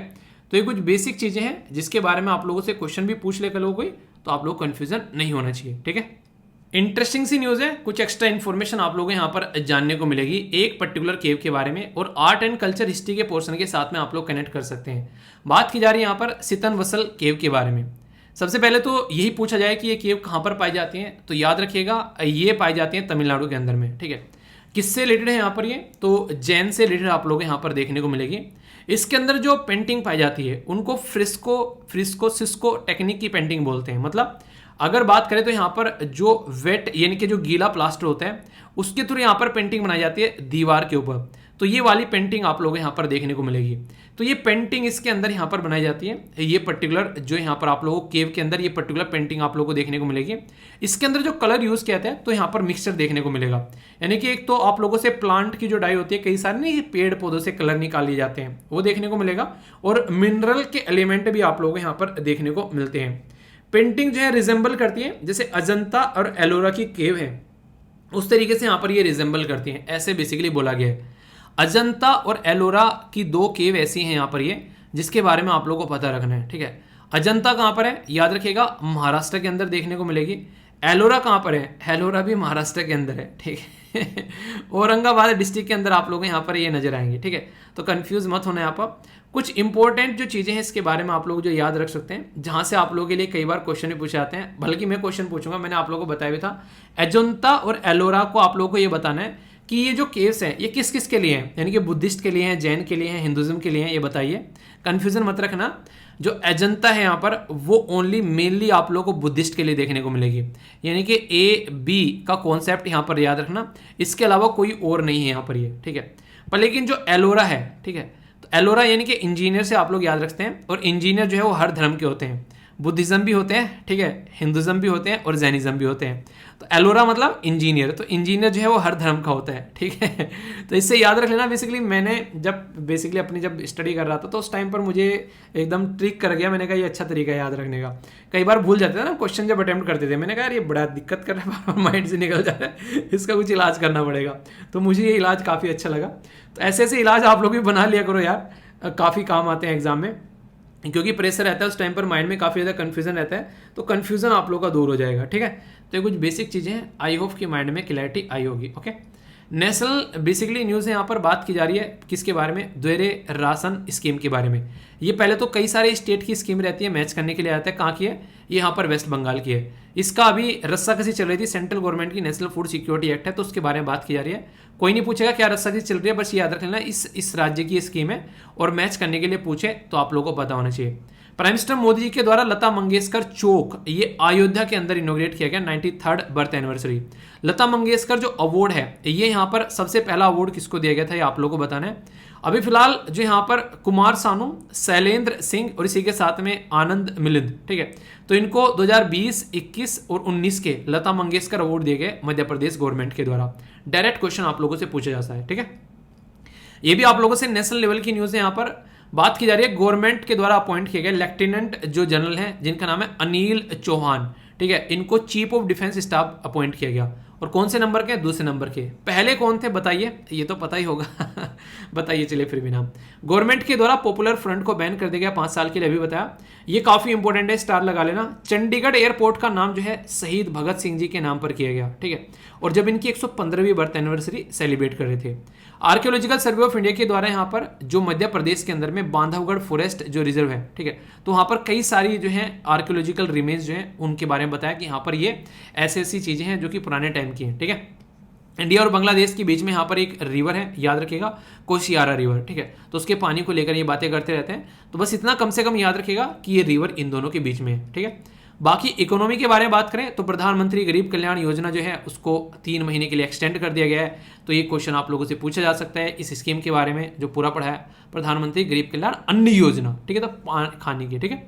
इंडियन फर्टिलाइजर कंपनी के द्वारा एक एग्रीमेंट यानी कि MOU साइन किया गया, ये किसके साथ में, यहाँ पर कैनपोटेक्स, ठीक है, तो यहाँ पर कैन पो यानी कि एक तरीके से आप लोग PO बोलते हो, ठीक है, तो TEX, ठीक है, तो कनाडा की है यहाँ पर ये, और लार्जेस्ट पोटास सप्लाई करने वाली है। तो आप लोगों को पता है पेड़ के लिए काफ़ी इंपॉर्टेंट होता है NPK, ठीक है, तो ये इसके चलते यहाँ पर ये काफ़ी फायदा पहुंचाएगा, ठीक है। कैबिनेट के द्वारा अप्रूवल कर दिया गया अहमदाबाद, ये बेसिकली छत्रपति शिवाजी जो महाराज टर्मिनस है मुंबई रेलवे स्टेशन, इनको रीडेवलपमेंट किया जाए, क्योंकि काफ़ी इंपॉर्टेंट लोकेशन है दोनों की दोनों, जो कि काफ़ी फायदा भी यहाँ पर पहुँचाएगी, खासकर देश के जब डेवलपमेंट के बारे में बातें करते हैं, ठीक है। और अभी यहाँ पर जो है ये काफ़ी इंटरेस्टिंग है। अच्छा, अहमदाबाद आप लोगों में से कौन कौन बेसिकली घूमने गया कभी, ठीक है, बताना आप लोगों में से कौन कौन घूमने गया। अगर यहाँ पर जाओ तो गांधी आश्रम आप लोग जरूर देखना, ठीक है। अभी यहाँ पर बेसिकली आप लोगों को कुछ पिक्चर दिखेंगे, आप लोग इंस्टाग्राम पर देखिएगा, ठीक है, तो पहले ही बता दे रहा हूँ ताकि आप लोग वहाँ पर देख सके। कई सारे बच्चे कहते हैं सर बता दिया करो, तो चलिए वहाँ पर पिक्चर शेयर करूँगा आप लोगों के साथ में कुछ, ठीक है। जियो टेलीकॉम के हेड बन गए यहाँ पर आकाश अंबानी, ठीक है, अंबानी साहब के जो बेटे हैं वो यहाँ पर अभी बन गए मुकेश अंबानी साहब के बेटे, और ओनली पर्सन है यहाँ पर किसके अंदर में, याद रखिएगा, टाइम्स का जो 100 जो इमर्जिंग लीडर हैं तो उसमें इनका नाम आ गया है। तो डायरेक्ट क्वेश्चन आप लोगों से पूछा जा सकता है, तो मुकेश अंबानी के जो बेटे हैं जो टाइम्स की जो 100 जो लीडर हैं यहाँ पर, ठीक है, तो ओनली इंडियन आप लोगों को ये देखने को मिलेंगे इसमें, तो ये इंटरेस्टिंग है। तो इकोनॉमी के अंदर में ऐसी न्यूज़ आप लोगों से पर्सनली न्यूज़ में पूछ ली जाती है। बैंकिंग के अंदर आप लोगों से कई सारी न्यूज़ हैं, बैंकिंग का जो एग्जाम होता है ना वहाँ पर कई सारे क्वेश्चन बन जाते हैं। जैसे अगर PO की आप लोग तैयारी कर रहे हैं या फिर आंसर राइटिंग करते हैं तो वहाँ पर आप लोग इनको देख सकते हैं। अगर बात करें इंस्टेंट ये वर्ल्ड की न्यूज़ के बारे में, तो वर्ल्ड ग्रीन इकोनॉमी समिट जो है ये कहाँ पर देखने को मिली, तो दुबई UAE के अंदर देखने को मिली। क्यूबा जो है उसके अंदर काफ़ी दिक्कतें देखने को मिल रही है, ह्यूरिकेन यहाँ पर ये याद रखिएगा IAN, ठीक है, IAN, तो इसकी वजह से यहाँ पर खस्ता हालत हो चुकी है क्यूबा की, लोग जो है जैसे तैसे अपना गुजर बसर कर रहे हैं, मतलब उन्हें कहते हैं बिल्कुल डूब गई हैं चीज़ें, वो वाली सिचुएशन आप लोगों को देखने को मिलेगी। कुछ MCQ हैं आप लोगों के सामने। पहला बोला गया यहाँ पर who among the following is also the, जिसको यहाँ पर बेसिकली सेकंड बुद्धा का नाम दिया गया, ठीक है, तो वेनरेटेड एज ए बुद्धा यानी सेकंड बुद्धा, तो ये नाम है आप लोगों के सामने, इनमें से चूज करना आप लोगों को किसको सेकंड बुद्धा बोला गया। नेक्स्ट यहाँ पर बोला गया कितने जो व्रत है यहाँ पर, जब आप लोग जैनिज्म को फॉलो करते हो तो कितने व्रत आप लोग करने पड़ते हैं? 5, 4, 6 या फिर 7? बताइए कितने करने पड़ते हैं। राष्ट्रपति भवन जो है वो किसके द्वारा डिजाइन किया गया? तो यहाँ पर ये नाम है आप लोगों के सामने, इनमें से बताइए सही आंसर क्या है। वैसे आप लोगों को बता चुका हूँ कि लुटियन साहब ने लुटिया डुबाई थी यहाँ पर, ठीक है, तो याद रखिएगा। यहाँ पर बात की जा रही है मटकी, एक फेमस फोक डांस है, एक लोकल डांस है, किस राज्य के अंदर है? मध्य प्रदेश, उत्तर प्रदेश, हिमाचल प्रदेश या फिर राजस्थान? सही आंसर क्या है? तो पहले का जो आंसर है आप लोग बताइए, मतलब 4 क्वेश्चन है, चारों के आंसर बताने।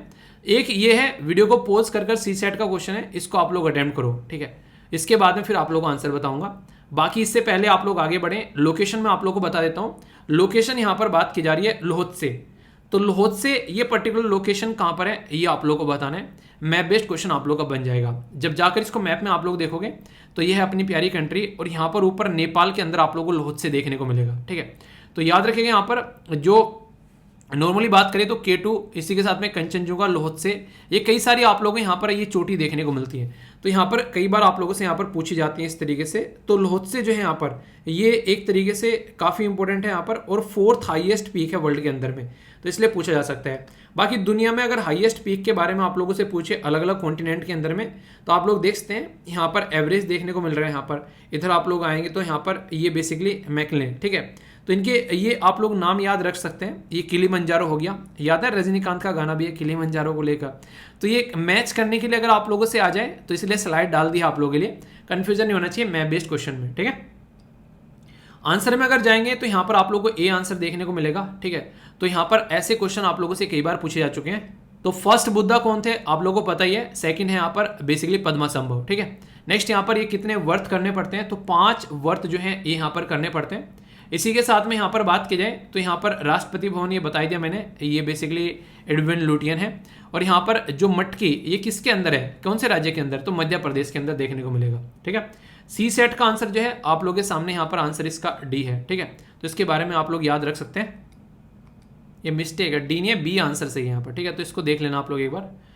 इसी के साथ में अगर बात करें आज के जो एसएलवी कमांडो है यहाँ पर, ठीक है, तो आईएएस जिनका नाम है यहाँ पर मृदु, इनके द्वारा काफी शानदार तरीके से आंसर दिए गए, और हिंदी में काफी अच्छे से आंसर दिए गए नीतीश के द्वारा।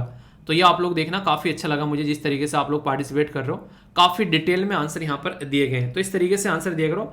जिनका नाम है एंटिनो बिल्कन, तो उनके बारे में इनके द्वारा बताया गया काफी डिटेल में, यहाँ पर आप लोग देखते हैं। तो ये काफ़ी इंपॉर्टेंट पर्सनैलिटी है जिनके बारे में ना आप लोगों से पूछा था, तो कोई कंफ्यूजन नहीं होना चाहिए। लेक्चर थोड़ा लेंथी हो रहा है तो इसलिए वोकैबुलरी है आप लोगों के सामने, इनके ऊपर सेंटेंस फॉर्म करना, पांचों की पांचों वोकैबुलरी हैं, इनको आप लोग थोड़ा देख लेना एक बार, इनके ऊपर सेंटेंस फॉर्म आप लोग करने।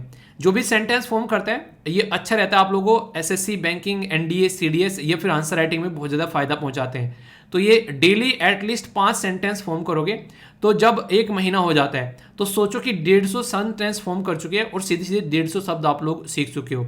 तो रिवीजन भी आप लोग करते रहना है इनका, ठीक है। तो ये चीज़ें हैं जो कि आप लोग समझ सकते हैं। लेक्चर कैसा लगा फीडबैक जरूर देना, कैसी रही आपकी बैलेंस डाइट, पेट भरा कि नहीं भरा। बाकी फिर से वही बोलूंगा, महीना है यार, स्टार्टिंग में जोश के साथ में स्टार्ट करो। तो हाउस द जोश, जोश बिल्कुल हाई होना चाहिए, तभी शानदार तरीके से अपनी चीज़ों को आप लोग एंजॉय कर पाओगे।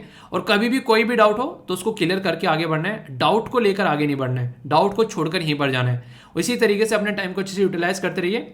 बाकी बैलेंस डाइट से अपनी सेहत बनाते रहिए और एग्जाम क्लियर करते रहिए। और जो भी एग्जाम देकर आए थे बीपीएससी का, ऑल द बेस्ट यार, मेंस के लिए अच्छे से तैयारी करो। और बाकी जो भी एग्जाम देने वाले हो आगे उनके लिए भी ऑल द बेस्ट। तो अच्छे से तैयारी करो और एंजॉय करते रहो। बाकी कोई भी अपना फीलिंग या फीडबैक शेयर करना चाहते हो तो इंस्टाग्राम पे भी आप लोग मेरे साथ में कनेक्ट हो सकते हैं। तो बड़ों को नमस्ते, छोटों को प्यार, छोटी सी लाइफ में एंजॉय करार। मिलता हूं नेक्स्ट वीडियो में, तब तक के लिए जय हिंद।